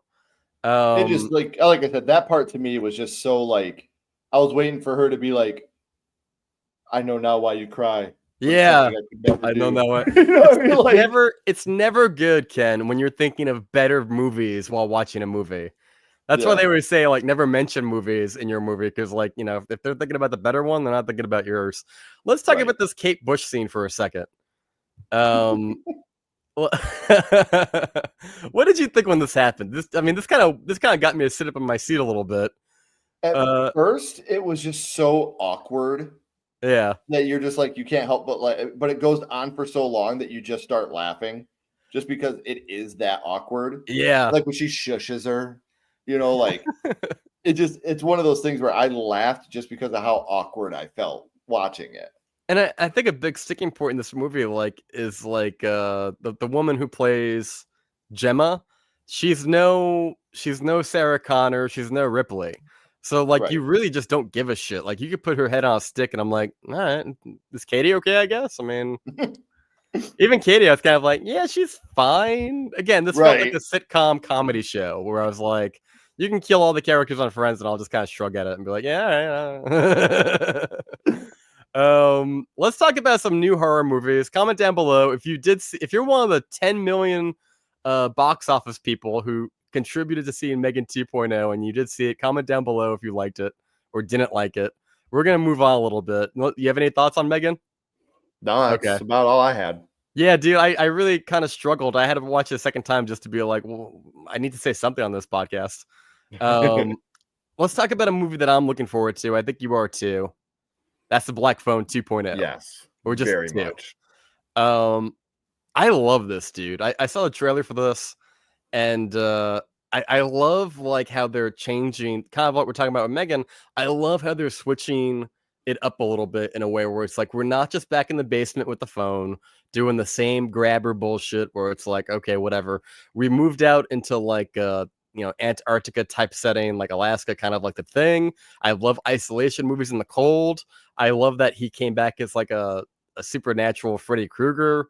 He kind of looks like the Night King in some shots. Mhm. And I'll give you, like, an Easter egg. That's the perfect way for him to come back, because like everybody was like, oh my god, he's coming back from the dead. I'm like, have you fucking seen the first one? It's a Yeah, bunch of dead kids helping him. Like, yeah. this is the natural progression of this character. Because that was my biggest question watching the first, like, at the end of the first one when they said they were making a sequel. I'm like, are they just gonna bring back the phone but not the grabber? Because that would be very underwhelming. Lame. Yeah, like, I don't want to be back in the basement with the phone and, like, he's dead, and I don't even know how they would even go with that. So I love that Because they did switch it up. other people were like, well, maybe Finney has PTSD and he's the killer now. And I'm like, no, you can't do that. That doesn't work. Yeah, I don't think a horror franchise has ever actually committed to doing that plot point. Like Halloween Right. 4, you end with the little girl with the mask. The new Scream movies have kind of always tried to imply that Melissa Barrera is going to eventually turn to her father and be a killer. That ain't going to happen at this point. But yeah, I love that they stuck with this. There's a scene, there's like an Easter egg, or at least I think there's an Easter egg, and I love the shot where it's just like a cold fog, it's a frozen lake, there's like mist, you can't see anything through it, and you just hear ice skates going towards you. Yeah. And he's charging at you, and he's holding a fucking axe, he's got the mask. I'm like, I am down, man. Like that will sell figurines and shit. Like the iconography I think was really fucking cool. And I think it's a throwback to an 80s movie called Curtains. You ever see that movie, Curtains? Mm-mm. Okay. There's a scene in there. I wish I had the clip, but look it up online on YouTube. Curtains ice skating scene. And there's a scene just like that. Killer is on ice skates wearing like a creepy ass mask and chasing somebody down. And I guarantee you they pulled that. That's like a deep pull from like a B horror movie. But Yeah. I'm here for it, man. Like take a look at this shot right here. Like when he pulls his mask off and he's got the Oh yeah. He's really just rocking the Freddy Krueger Night King kind of vibes. So I love it, dude. Like then you have that other shot where you see Madeline McGraw. I can't remember her name in the movie, but it looks like she's getting killed in the trailer. I don't think that'll happen because I don't think they would show that in no the trailer. balls. I mean, yeah, but like it looks like that's what's happening. Gwenny. Gwen, yeah. It looks like she's getting killed in that bed, and Finney's watching it, and you're just like, what the fuck? Watch it. The first time I saw that trailer, I was hooked. I was a big fan of the first Black Phone. I thought the Black Phone was really great. I've been one of those people that the whole time have been like, we don't need a sequel. No need, leave it as a standalone. Kind of, yeah. Madeline McGraw plays Gwen. We're also getting Jeremy Davies back, who's like the dad. He's like the guy from Lost, the guy with the mustache. Of course, we got Mason Tomas as Finney, Ethan Hawke as the grabber. I'm not sure who Anna Lore is. She's pretty high up on the list. I don't really recognize a lot of these actors. But Scott Derrickson is back, which is good. He's done a lot of good shit, right? He did Sinister and stuff like that. It looks like he directed The Gorge, the new movie that came out with the newest movie. Yeah. Doctor Strange, Snowpiercer. I was a producer on that. But yeah, dude, like I love Sinister. A lot of people are very divided on that movie. I had a good time with that movie. I love the first Sinister. There's a sequel? Oh, there is a sequel, wasn't there? Yeah. That's probably why I haven't seen it, because like it probably not good. I do think it's cool that Robin is going to be in this movie. Like I think that's cool. The kid from part 1. Is he? Yeah. Like obviously his ghost is coming back. It says Miguel Mora as Robin. Right on, dude. Oh, so right. It's the baseball kid. Yeah. Kick his ass. Yeah. He was like he was my MVP in the last movie. I'm like, I want to see more of this I want to see this actor, hit it, like just like fucking thrive and do bigger things. Like you can always like see like little kernels of talent. You're like, Drew Barrymore, like when she was a kid, or like you're like, oh, maybe they'll be something. They'll grow up to be an actor. We also have some other horror movies coming out this summer. Do you have any highly anticipated horror summer movies? I don't know if it's coming out this summer, but my most anticipated for the year, and it's been since I've heard it was coming out. It's coming out September 19th. Is Him, the new Jordan Peele movie? Yeah, Marlon Wayans. Oh yes, dude. Like I'm so excited to see the route that they can go in this movie. I think Tyreek Withers is great. So I'm excited to see the direction. And then right underneath that would be Weapons. Yes. The new Zach Krieger movie. I think that's coming out in August. Yeah. And obviously I loved Zach Krieger when he was with The Whitest Kids You Know. I thought he was fantastic with them. And then for him to go from that to doing Barbarian. What do you think of Barbarian?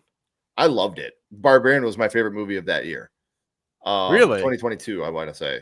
Oh yeah, I absolutely adored it. I kind of, I'm kind of biased because I've been to the location because it's a Detroit movie.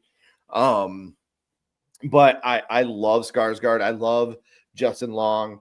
I thought everything about that movie was so good, and to know like Zach Krieger going from doing The Whitest Kids You Know to doing Barbarian is like Jordan Peele going from Key and Peele to doing Get Out. You know, I was so shocked that the movie was that good when I first seen it. So to see his follow-up be Weapons, because at first we thought his follow-up was going to be the Resident Evil reboot he's doing. Right. But to know that first he's got another original coming out, that I do like a lot. I'm very excited to see the direction that we can go with Weapons. Yeah, it looks like it's a terrifying concept too, you know. And I think that I'm very excited. I'm hoping that it's another home run. I'm hoping we don't get a sophomore slump out of this one. Yeah. My only reservation, and I'm gonna go see it opening day. I'll be there at the press screening. Is like I want to pull up her name real quick. Who's the girl from Ozark? Isn't that? Yeah, and she was also in The Wolfman. Yeah, and she's also gonna be the female lady surfer in Fantastic Four. What's her name? I'll only ever see her as the girl from Ozark. Yeah, fucking shit. Julia Gardner. Yeah. No disrespect to her, but it's like, you know, Jonathan Hayter, he's always Napoleon Dynamite. Like she'll always be that girl from Ozark to me. Like she's like even her look hasn't changed at all. And I think when you don't play up like that persona that she's cultivated as being like that loud trailer trash kind of girl, that heart of gold, you get like just generic what have you. Movie Thoughts 101 says, is F1 the movie or Jurassic Park Rebirth good? Cody Leach gave Jurassic World a 2.5 on Letterboxd. Like we were saying earlier, Movie Thoughts, I loved F1. I think it's like if you enjoyed Top Gun Maverick, which is the same director, I think you'll very much enjoy it. I saw it over the weekend, and I love that movie, man. I'm so glad I saw that movie and then saw M3GAN 2.0 because I'm like, I saw one good movie this weekend. Right. You know what I mean? I have not seen Rebirth yet. But I don't have a lot of hope for it because I didn't like the last two. Yeah. Well, they're rebooting it once again. There's no Chris Pratt. We're kind of taking it back again. But talking about Jurassic Park Rebirth, there's a reason why I didn't see Jurassic Park Rebirth. Is because I opted to be here instead tonight. I appreciate it. The press screening was like tonight at 7, and I'm like, I got a pod at 9. So, and like again, like I'm not like overly amped for it. Like I kind of like the last couple of the Jurassic World movies were bad, dude. Yeah, like I did not like them at all. The last one, especially when you had all the ingredients of the original cast members, and you could have brought them back and done something kind of special, and like it's all about like a fucking locust, dude. And not just that, but then like you tried to do all these twist things with like they also did a clone of a human now. I'm like, come the fuck on. Like these are dinosaur movies, man. Like that's why I watch these. I want to watch a good fucking dinosaur film, and none of them, literally none of them, look as good as the original Jurassic Park. No, you kind of need like I don't know if you need Spielberg, but you need like an auteur who like knows what he's doing, and you like just because it's a dumb dinosaur movie doesn't mean you can't elevate it to the next level and make it something special. Oh, right, absolutely. But I just think that they're trying too hard to make it, you know, more elevated, and you don't have to. Like you know, like make it a dinosaur movie, make it smart. It doesn't have to be just a mindless movie, but you don't have to. God damn. You don't have to try to make it some big twisty turny movie that it doesn't have. The first one wasn't. Let's make a movie that's a fucking horror movie about dinosaurs and how stupid people would have to be to bring them back and the consequences of doing so. Well, I mean, I guess that's part of the problem, isn't it? Because like, you know, even in the first movie, they said like, this is a bad idea. But for the sake of the plot moving forward, and now we're like, what? I'm trying to think like what movie we're on. We had the original 3. And then you had a trilogy of new ones. So this is like the 7th movie in the franchise. Yeah. So like, we're, you know, and then I think people were kind of pissed off. It's like you kind of promised like Planet of the Apes scale level of dinosaurs taking over the planet. We don't really get that. They do kind of break out, but like it's very glossed over and like, oh, we just coexist. I don't even know if they're even considering any of that shit as canon with the new one. I have no idea where we're jumping in. But like, you know, look, I like Scarlett Johansson. I like that she's kind of doing some stuff outside of Marvel now. Granted, it's a giant IP, but maybe maybe it's a situation where, like, you know, when she signed on, maybe she said, hey, listen, I have certain requests to do things a certain way. Or maybe it's just a flop. Like, we got Marshall Ali, the guy who has never Blade. He's in there. I don't know, dude. I'm kind of whatever about it. I think the 3 big movies of the summer are going to be like, by default, Jurassic World Rebirth or whatever it's called, Jurassic Park Rebirth because we're back to Park, Superman, and Fantastic Four. Those are the big 3 that everyone's kind of like talking about. And I probably won't see any of them. Really? You know what I mean? Yeah. If you had to like rank your interest level of those 3 movies, what would be number 1? What would number be 2 and 3? Probably Superman, Fantastic Four. Superman would be at the bottom. And dude, your sound right out. Your sound is off, dude. Can you hear me now? Hold on, everybody. Ken Sledge is having some technical problems. Check. Comment your questions down below. We will check. answer whatever you guys got. And then we got 5 people in the chat right now. Ken Sledge is having a panic attack trying to figure out his audio. What the hell's going on? Audio. If it comes down to it, because this happened once with J Mark, just try leaving and coming back. Okay. That might do it. That's the quickest way to do it. Because he had the same problem and we couldn't figure it out.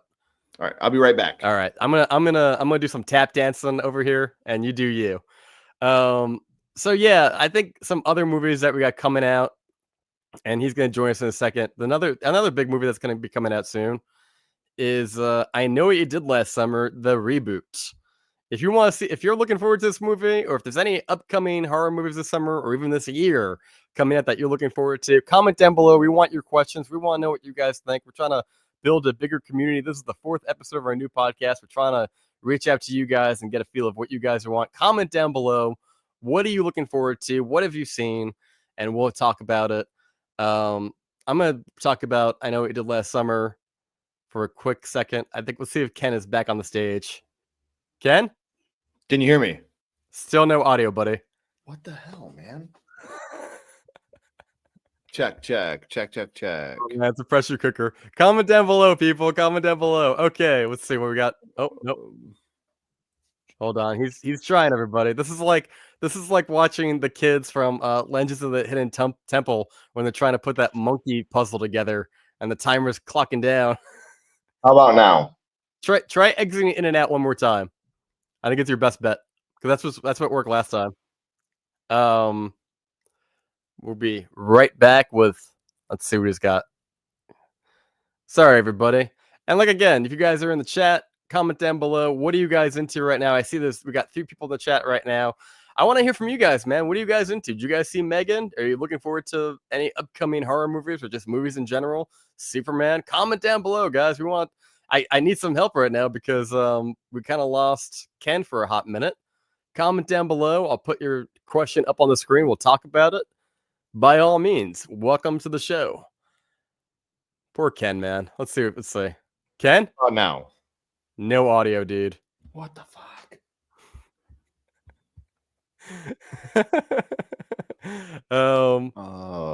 Check. This is the funniest screen name I've ever seen in my life. Dick Von Pound. Okay.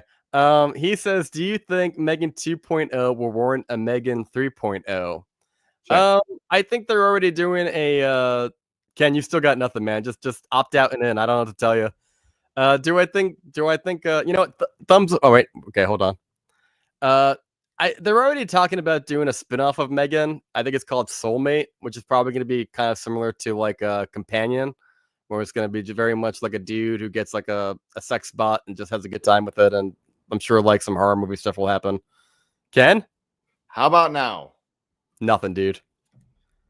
I try your settings. Maybe like you got earbuds in. Do you have like do you have headphones? Already tried. Gross. I think it's your earbuds, man. Did they die? Did the battery die? I can hear you. Try going into settings and clicking on and off. Maybe I don't know. I don't know, dude. I'm a little bit new at this too, so I don't know why that would. Let's see. How about now? How about now? Check. No, still nothing, dude. What the fuck? Man. Check, check, Um, check, check, check.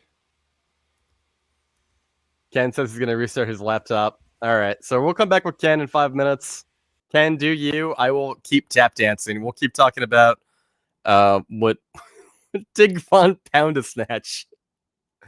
You know what the funny thing is that I know who that is too. That's the funniest part. I told him, I'm like, hey man, if you're gonna come on the show, would you mind signing into another Gmail and talking about? But no, like I said, they're already making a spinoff. James Wan talked about it, and it's gonna be called Soulmate. I don't know much more about that beyond that, and I think they will make a M3GAN 3.0 just because. Because I feel like these movies are pretty cheap to make. I do think they will cut the budget, and I do think they probably will go back to their horror roots a little bit. But I don't know if they're going to do a big budget, another big budget movie like this one. I don't know what the budget was for M3GAN 2.0, but I imagine they're going to scale it back after this one because this movie only made $10 million. Like going back over here, like let's take a quick look over here. It only made $10.2 million. Granted, I'm looking at domestic, but I don't think it made much more worldwide. So I'd be shocked if they were to do like another big sci-fi like this one. They're definitely gonna shift gears a little bit. Let's see here. So we have another question in the chat. This one goes out from Movie Thoughts 101. Thanks, buddy. I appreciate it. We have I gave Final Destination 1/2, Fire in the Sky, Pineapple Express, Don Juan, all 5 out of 5 on Letterboxd. I gave Final Destination 1/2. Oh, like the new one is only like half a star? Okay. Yeah, I mean, people kind of have like different takes on that. Fire in the Sky, I'm not sure what that one is. Pineapple Express is funny as hell. I know we've canceled James Franco, and I guess I get it. Don Juan, that's another one. That's that one. What's that guy? That's the guy from Robin from The Dark Knight Rises. 500 Days of Summer guy. Joseph Gordon-Levitt. I like that movie. Don't go see it with family. I made that mistake. I think I saw it like Christmas or New Year's, and I went with my family, and I was just like, oh my god, I'm sinking in my seat with some of the stuff they were talking about. Dig Von Pound the Snatch says, wow, those numbers are terrible. And yeah, they're pretty bad. You look at these numbers again, and it's just like everything we have here is just like IP slop. We have, F1 is it's original enough, but it is very much Days of Thunder, and it is very much based on an IP in a sense. But like that movie was fantastic. If you like Moneyball, if you like this older Brad Pitt era that we're in, Once Upon a Time in Hollywood, if you like Top Gun Maverick, I think you'll very much enjoy F1 the movie. How to Train Your Dragon, I didn't see it, but that's really not my cup of tea. Elio, like again, I don't even know what that movie is. M3GAN 2.0, it was a real mixed bag for me. I think there is redeeming qualities in it, but again, I don't think it's a good streaming movie. I would recommend you guys go check it out on streaming. 28 inches later, it's growing on me. Lilo and Stitch is kind of whatever. Mission Impossible, not great. Materialist, didn't see it. Ballerina, it's kind of a John Wick movie, I guess. Let's see what Ken Sledge is doing. Let's see what's going on. Ken? Can you hear me? I can't hear you, buddy. Hold on. Can you guys in the chat hear Ken Sledge? Because somebody said I could hear Ken. Is this a me problem? Can anybody in the chat comment down below? Can you hear Ken? Ken, keep talking, buddy. Let's see if they can hear you. Yeah, can you guys hear me? Could be a John problem. Let's take a look. Maybe. Just want to make sure. Okay, yeah, Can anybody comment down below? They say, yes, we can hear him. Oh, that's great. So we got something wrong on my side. Hold on, buddy. Hold on. Well, if you can hear Ken, take the show over for a minute. I'm going to see if I can fix it. Ken, do you, buddy? Tell the people about your channel and why they should head over and maybe check you out if you like horror movies, if you like hearing about people's first-time experiences with their horror movies. Tell them where they can find you on social and give them a little taste of that Ken Sludge goodness over on your channel. I'm going to see if I can get things fixed up a little bit. So you can find us, like I said, Sledgehammer Horror here on YouTube. It's my wife, Ashley, and I. She's at work tonight, so she couldn't be here for this. We talked to people about the first horror movie they watched, done over 600 episodes of that. We do horror movie reviews, franchise rankings, top 10 episodes, deep dives. We do a segment called Didn't See That Coming, where we talk about movies with twist endings and how they affected us. We do a segment called Versus, where we verse an original versus a remake. And then our personal favorite is In Defense Of, where we have guests come on and defend a movie that maybe isn't as well loved in the community to other people. So we've done like Halloween Resurrection, Poltergeist 3, a bunch of movies that aren't very loved that we try to defend. Oh, I can hear you now. Yeah, I can hear you now. Good. I'm like, you can just run the rest of the show. That's fine. I went into the I went to the settings, and for whatever reason, StreamYard decided to change my output audio to something else. I don't know why. I didn't click anything. Yeah, it was real nice. But you know what? We have a really funny person down in the chat, Dick Von Poundasnatch. The internet never underwhelms. You can hear him. He said, Movie Thoughts said he meant 1 and 2 at the Final Destination movies. Okay. Oh, as far as, okay, now I get what you're saying. See, I'm so dumb. I'm like, because before he said, I thought he said Final Destination 0.5. I'm like, I don't know what that means, man. But yeah, the first two are fantastic. I love the first one. I watched that one recently before going back to the second one. And the second one, like, it's okay, but like, I think the truck scene with the logs is fantastic, but it kind of gets a little messy after that, in my opinion. Sure. You know what I mean? What's your your favorite Final Destination in the franchise, Ken? 5. 5. That's one with the bridge. Yeah. Yeah. I thought that I am not a fan of horror movie prequels. I think horror movie prequels are one of the dumbest subgenres of horror. I love the fact that much like The Thing, 2011. Were surprise prequels. I think if you're going to do a prequel for a horror movie, that's how it needs to be. I remember my jaw dropping and hitting the floor when I realized that Sam and what's her name were on Flight 180 at the end of Final Destination 5. I was like, no fucking way they just did that. Like, I went into it unspoiled, thank God. I had no clue. So I think that's why it would go 5, 2, 1, 3... Or no, 5, 2, 1, 6, 3, 4. One more time. 5, 2, 1, 6, 3, 4. I agree. Okay, so welcome back to the show, Ken Sledge. I did get it back almost instantly as you started doing your pitch. Maybe like I missed like the first 8 seconds, and I'm like, he does do a lot of good shit on that show. Guys, if you're new to Ken Sledge, be sure to check him out on SLEDGEHAMMER HORROR. Do you have like a certain time that your videos go up, or do you have like a live stream at a certain time? Yeah, we do recorded videos come out Monday, Wednesday, Friday at 9 a.m. And then we have a live stream either Wednesday or Thursday at 8 p.m. Eastern. And right now we're in the middle of a tier ranking, and we've done horror movies part 1s, 2s, 3s, 4s. Wednesday at 8, we'll be doing part 5s, tier ranking part 5s of each horror franchise. We're going all the way to X. Like, we're going all the way to 10.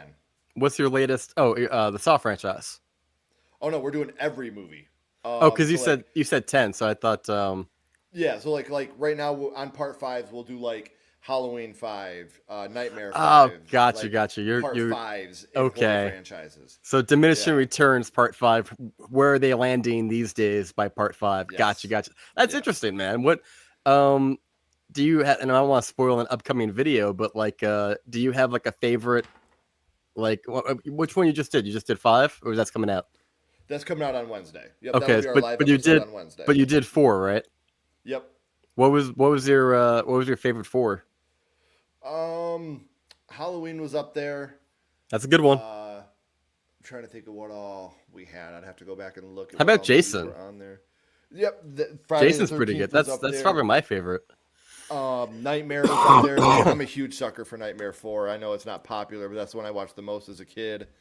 Well, you know what? It's such a come down after the third one, because the third one is so iconic. So it's kind of hard. It almost feels like an afterthought of Dream Warriors a little bit. So I totally get that. As long as you didn't say Freddy's dead. I'm gonna be really curious when you get to like chapter 9 of your podcast when you're doing.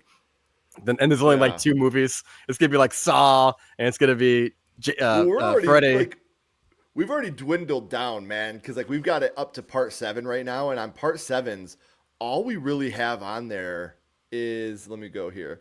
We got Alien Romulus, Cult of Chucky, Friday the 13th 7, Halloween H2O, Hellraiser Deader, Leprechaun Origins, Wes Craven's New Nightmare, Paranormal Activity Next of Kin, Saw 3D, and Texas Chainsaw Massacre 3D. It's got to be New so Nightmare we've for only me, man. got 10 on there. Yeah.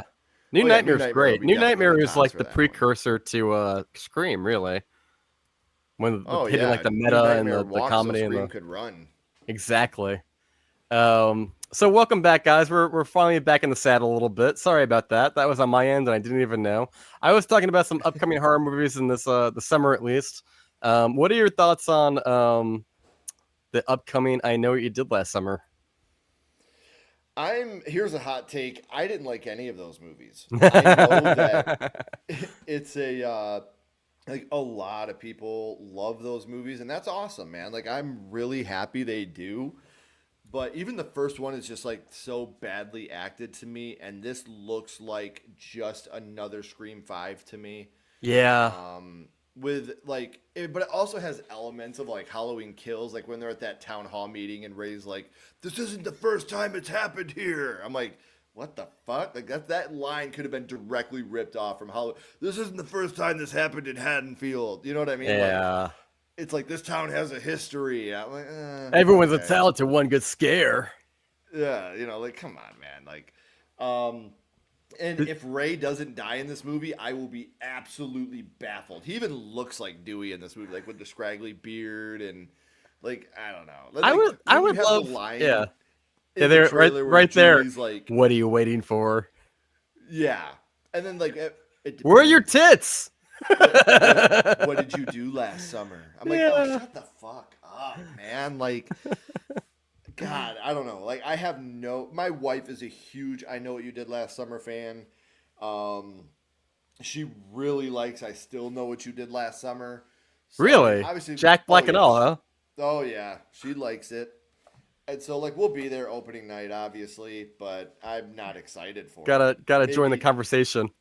Yeah, maybe since I had such low expectations, maybe then it'll, I'll be more surprised by it. But it does give that vibe of like the Scream 5 and 6 where we're kind of just eating our own tail, but we're adding some modern audience kind of elements to it. And dude, you just dropped out again. Oh no, you're okay. Okay, good. Yeah. My daughter, my 5-year-old's about ready for bed, so she keeps coming out here asking me to go to bed. So like, I have to keep muting just to be like, hold on a second, babe. How many kids you got, Ken? 3. I have God a bless you. 17-year-old son. We have a almost 13-year-old daughter, and then a 5-year-old. Me and Ashley, I'm lucky, man. I married her in high school. We've been together 20 years. Like I got lucky, and so it's weird because we got like 17, 13, and 5. Like it was an accident, but she's the coolest one. That's awesome, dude. You got any dog? And you got dogs too? Oh yeah, I got a dog, 2 cats. You're full house. Dude, love it. I'm one of those people that like I will be the biggest fucking empty nester when my kids are gone. Like I'll have so many animals, and you're gonna need that. Hopefully, you're gonna need that midlife crisis hobby, like whether it be golf or I don't know. I'll continue to work on cars. You know what I mean? There you go. That'll be my thing. I'll continue to be a grease monkey. Or just come join us on the pod, man. Come hang out with us, talk movies. I'm in. Like I'm not going anywhere here. But yeah, I don't know. Like it's just weird, like how far horror. Like last year, like we finally had horror getting nominated for Academy Awards. And this year, nothing has come out where I was like, holy shit, I'm so glad this happened. But do you even respect the Academy at this point? Like, do you like, No. oh my God, it's the Oscars? Because I don't. I don't even watch them, Yeah. But it's cool to just know that horror is getting recognized. It's true. Stuntman, too. Like, when Silence of the Lambs got nominated, they're like, well, it's not really a horror movie. And I'm like, it's a thriller. Fuck off. Come on. The Martian is a comedy. Yeah. It's cool for me to see like horror at least get that recognition. You'll never see me watching the Academy Awards or the Oscars or VMAs or whatever fucking award show have you. But it's still cool just to know that horror has grown enough to where they at least recognize it now. I can't stand the banter. I think for the past 2 years now, I've watched like I've had IMDb on my phone or Twitter, and there'll be like an update like this person won. But I can't stand watching the banter. I don't give a shit. It's cringy, not funny. I think you need to hire who's that guy who did the Office originally? Um, Oh, the British guy, yeah, is that Ricky? Ricky Gervais. Is that who it is? If you bring him into the fold, I'll show up. But like, I He's really awesome. can't stand the Oscars. No, I don't think Anora was the greatest movie I ever made. I thought that was kind of just like schlocky garbage. Like it didn't really to do me, it for me. it was fine. It's You not know an what I mean? But Oscar like, movie it though. wasn't. But see, I felt that way about The Substance. I thought The Substance was just okay. Well, they didn't. Well, yeah, it's good Cronenberg horror kind of movie, but Right, but it wasn't like this mind-blowing experience that everybody else had it. And my thing is like I'm jealous of that. Like I don't want to not like movies. I right, want to have absolutely. my mind blown. Like I don't go into a movie like God, I hope I hate this. You know what I mean? Like Yeah, I I'm not want that to like angry everything I critic. see. I'm not that Yes, angry man. critic just waiting to tear it down. Like I want it to be good. That's like that Right. that romance of movies that you want it to be good. But my God, it's been a real assembly line of trash for a lot for the most part. Yes. Um, Michigan Gamer says, "Did you catch the trailer for Project Hail Mary with Ryan Gosling? Also, why does everyone hate Friday the 13th 2009 remake? It's great. I'm gonna put a pin on the Friday the 13th because I know Ken's got stuff to say about it. I did see Project Hail Mary this morning. I was kind of flipping through YouTube. In a nutshell, for those of you who haven't seen it, it's like Ryan Gosling is a grade school science teacher who happens to be like the expert in something that they need him for. And for whatever reason, like the stars are dying, the sun might be dying, and they're like, it's kind of oddly enough like a comedy. It kind of gave me the same vibes of like Stuntman that came out Okay. last year, or what was it called? Stuntman. What was that Ryan Gosling Stuntman movie? Was that where Emily Blunt's in it, and he's yes, Aaron Stuntman. Taylor I think it was Johnson. Stuntman. I think so. I'm yeah, but it kind of felt like that kind of vibe, like that kind of modern post Barbie Ryan Gosling vibe. Like I miss the days when like Gosling made movies like Drive and stuff like that. And like now it's kind of just like he's in on the joke of just kind of making fun of himself. But basically he's got to go. He doesn't want to go. It's kind of like an interstellar comedy parody in a way, but he's got to go. He's the only one who could do it. He's got to go to space. And like the trailer shows him like waking up and he's in space. He's got long beard. He's got long hair. He's like, I'm not an astronaut. The whole trailer, they keep taking different clips from the movie where he's going, I'm not an astronaut. And I'm like, I get it. But like, and then he meets like an alien and like they don't show the alien really, but he's kind of chatting with it. So it's like, I think a lot of people will watch it on streaming. I will be there in theaters because I'm me. But if I wasn't me, if I was just Joe Blow movie watcher guy, I'd probably be like, I'll wait for streaming. Right. You know what I mean? It's I can't say for a space movie it showed me anything that made me go, oh my God, man, it's like the black hole from Interstellar or something like that. I got to go check it out on the big IMAX. It feels like a Ryan Gosling comedy with sci-fi in it. And yeah, but you know what? Let's get into something Ken will jump all over. Why does everyone hate Friday the 13th 2009 remake? I gotta know who you guys are talking about because I've always thought I was the only one that didn't like that movie. Like, I think the first 15 minutes are fucking awesome. Like that whole like opening scene is absolutely incredible, and then I get so bored after that. Who's in that one? Is it the guy from Supernatural? Yes. And like I don't know, like yeah, the Jared. first 15 minutes, Jared Padalecki. Padalecki. Gotcha. Like the first 15 minutes are incredible, and then after that, they just try so hard to give you the most unlikable characters possible, and it works. The whole time I'm watching, I'm like, I hate these people, and I don't care if they die. And then like Jason holds a hostage rather than and like I get the lore behind it. Like she reminds him of his mother, so he doesn't kill her, but it's just like I think this is the most badass Jason in the whole franchise. Is the Yeah. Derek Mears Jason? He's the scariest. He's the most badass. But and then like there's so many. They tried to remake 1, 2, and 3 into the same movie, and I think that's another place they failed is because they tried to put so much into this movie. Like I said, they tried to cram 3 movies into it, so it lost a lot of the luster. Even the ending, like, has the same old jump scare ending, and this is coming from somebody that loves the Friday the 13th franchise. After the first 15 minutes of this film, when you got to that title card after the machete swipe, I was like, "Fuck yes!" Like I'm 100% in. I'm so in. And then it just drones after that, and it's just like, oh my god, dude! I do remember kind of enjoying it because it was 2009 and I was younger and I was kind of like, I at the time I hadn't seen all the originals. Like I've seen the first one, and I've seen like, much like any '90s kid, I think we've all seen bits and pieces of it, or like from the middle on, whether it be on like TNT, USA, all the cable networks. Like you would always catch like the ones online. But then like in 2009 when I saw this one, I was like, you know what? Maybe this is like for my generation. Maybe they're gonna do something kind of cool with it. I never thinking it was very much like in the same vein of like the House of Wax remake, where I was kind of just like, yeah, all right. I mean, you got some WB actors in here. I think he was a little bit more. I like Jason. I think he was a little bit more badass. Like he kind of like, sure. You know what I mean? Survivalist in this movie. Don't they finally pull off? And... Don't they finally pull off the scene where like he gets somebody in a sleeping bag and bangs him against a tray? Don't they finally do that well in this movie? No, in this one that he puts him in a sleeping bag and hangs him up over top of a bonfire. Okay. And burn inside the sleeping bag. Gotcha. Yeah.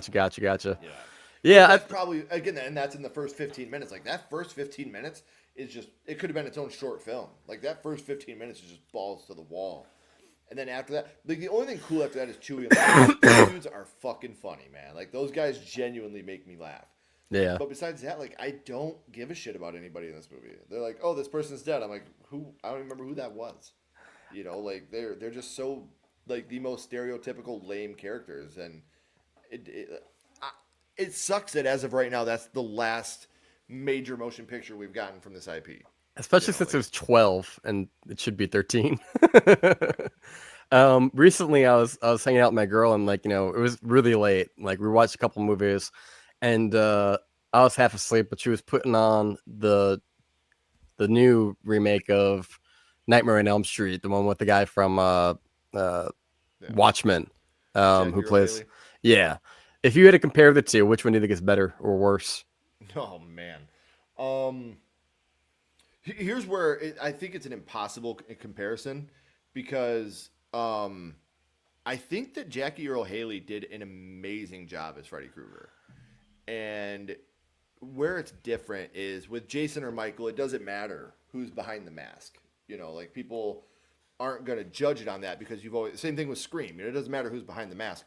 With something like Freddy, it matters who plays the character because we see him, we know him. But Jackie Earle Haley did something that Robert Englund couldn't ever do, and that's make you hate Freddy. And when I was younger, I was like, I hate this movie because Freddy sucks. And then I started thinking about it, I was like, he's the bad guy. He's supposed to suck. Like, he's supposed to not... I'm not supposed to root for him. And Jackie Earle Haley made you be like, man, this guy fucking sucks. Like, he's a rapist. He's a pedophile. He's a murderer.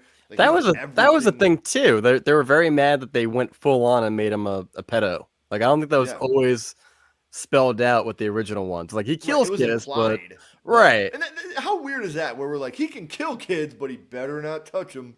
Like they're both equally bad, man. Like he's still killing kids. Like yeah, I guess it's like an ick factor, maybe. Sure.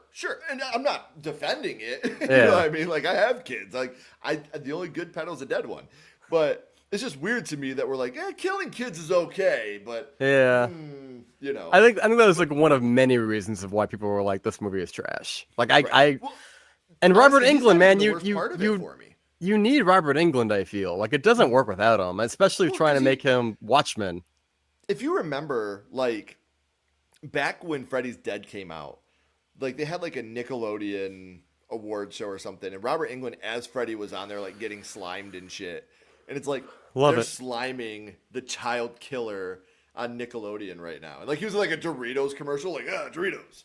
And it's like he's the bad guy, man. Like we're not supposed to love him, I and we love did. how I love how 80s movies like did not give a shit about making action figures of like No, Predator, RoboCop, Freddy, like all this shit that like they're definitely R-rated movies, but they're marketing to kids. And like I wasn't in the 80s, I was a 90s kid, but like I still grew up and like watched like RoboCop and Aliens sure, and this one and stuff like that. And like you don't get that anymore. It's very much like kids are watching Bluey and God knows what. So it's like right.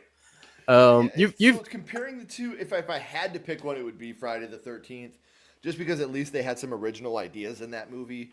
In the Nightmare remake, it was a lot of like the same scenes from the first one, just done with CGI instead of practical. I've got a question for you because you're a family man, you're a dad. What age do you start bringing your kids into these like slasher movies? I let them tell me. I've You let never. Yeah, but especially with my oldest daughter, because I have my son's the oldest, and then I have my middle daughter and my youngest daughter.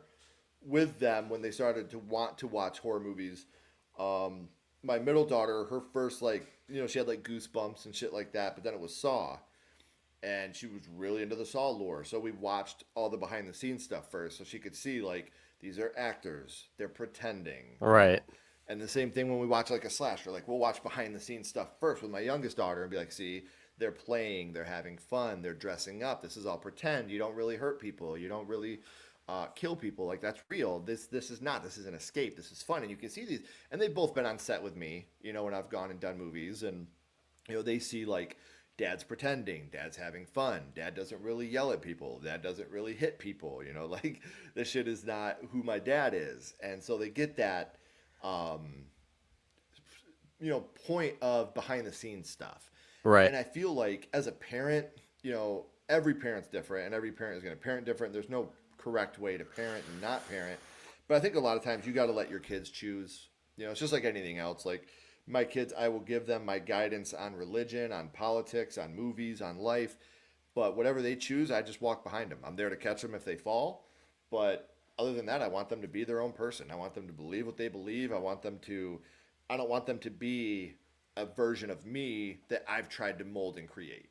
I Right. want And them to and take their own steps and become their own people, and I'll be behind them whether I support what they believe or not. But they and know at the end of the day, they're my kids. and much like us when we were kids, like mom and dad aren't going to stop you from sneaking off and watching these horror movies if you want to see it. Like especially in a world of iPads and everything else, like it's not hard Right. to go and even YouTube and TikTok and everything else, like it's crazy what kids are probably seeing at a very young age now versus like what we saw. It comes down Um to education too. Like I said with my kids, like we'll watch it, but I'm going to educate you on the differences between right and wrong and fantasy and reality. right. All right, all right, I'll come. Give me 1 second, okay? Love you. There you go. But dude, I do got to get off here, man. No, you're My fine. You're youngest fine. is ready Yeah. for bed. She needs a story and tucking time. So, I want to talk um, about one last thing before we go. yeah, Um absolutely. one movie that's coming out this summer. It's called The Long Walk. Have you seen this yet? The trailers? They've been showing the trailers in front of it. It's Stephen King, but basically the idea is like it's based on one of his novels. You have a bunch of people, teenagers mostly.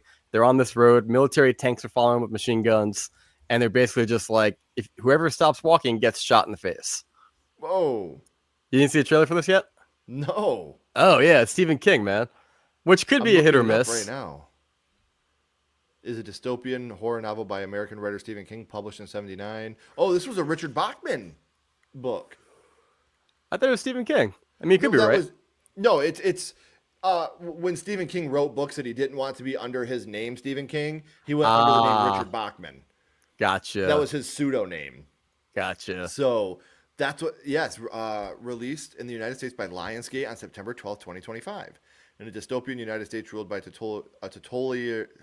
can't say that fucking word, totalitarian regime, a group of young men enter an annual walking contest where they must walk at 3 miles per hour nonstop or be executed until one of them is left alive. Holy shit. It's got Mark Hamill in it. Um, wow, it's got a pretty big cast. Judy Yeah. Greer's in it. Sorry, I buried the lead. Holy shit, man. I gotta check this out. Yeah, dude, it's one of my. I'm looking forward to it. Dude, they've been trying to do this movie since 1988. George A. Romero was considered to direct the film adaptation, but it never came to fruition. In 2007, Frank Darabont had secured the rights to the film, He said he would get to it one day. Darabont would have been great. Yeah. And then in April 2018, New Line Cinema was set to adapt the film based on the novel with James Vanderbilt attached to write and produce the film, alongside Bradley Fisher and William Sherrock. Wow. Damn. Why does that sound so familiar? Van Darabont. Who is that? Which one? Darabont? Van Darabont? Who'd you just say? Oh, James Vanderbilt? Vanderbilt. Why does it sound so familiar? It's he did what? Sorry, dude. Scream 6, White House Down. Okay. Ready or Not. He was a part of all that. I think I'm thinking about the Scream movies. Yeah, Gotcha. he wrote Zodiac, Nice. Amazing Spider-Man, Independence Day Resurgence. Wow, he did The House with the Clock in its Walls. Wow, yes, he's done a lot. Right on. But yeah, he was supposed to do this one. Interesting. And who's doing it now? That's what I'm looking for right now. Who actually did this one? So it's done by Vertigo Entertainment, which is under the umbrella of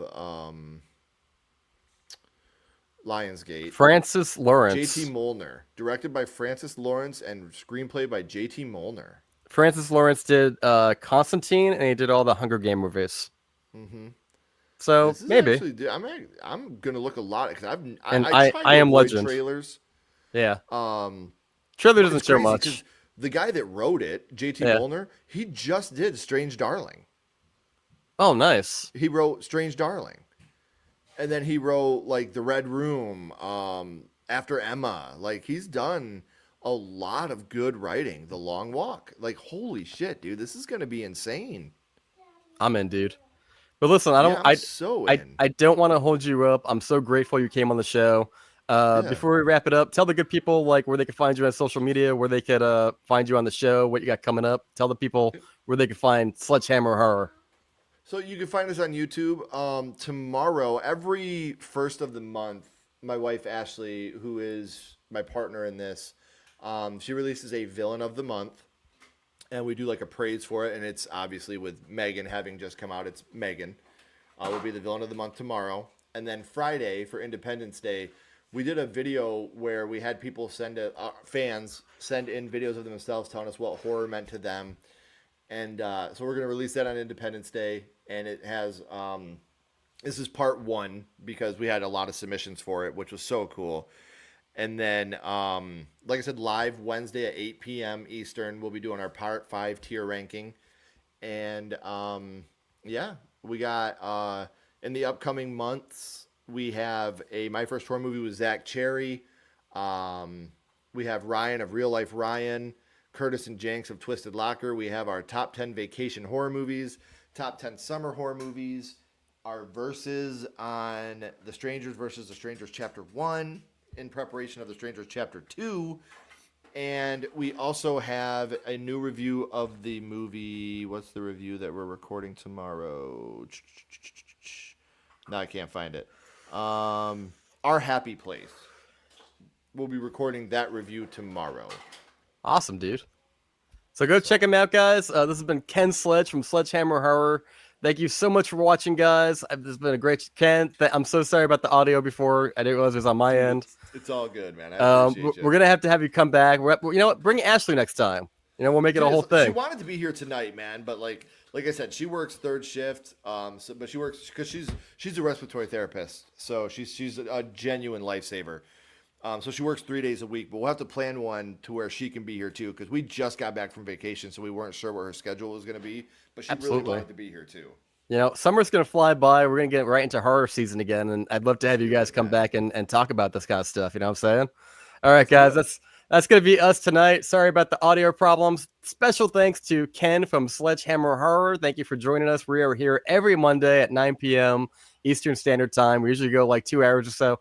Thanks for coming by, Ken. We will see you next time. Thanks, Ken. See ya.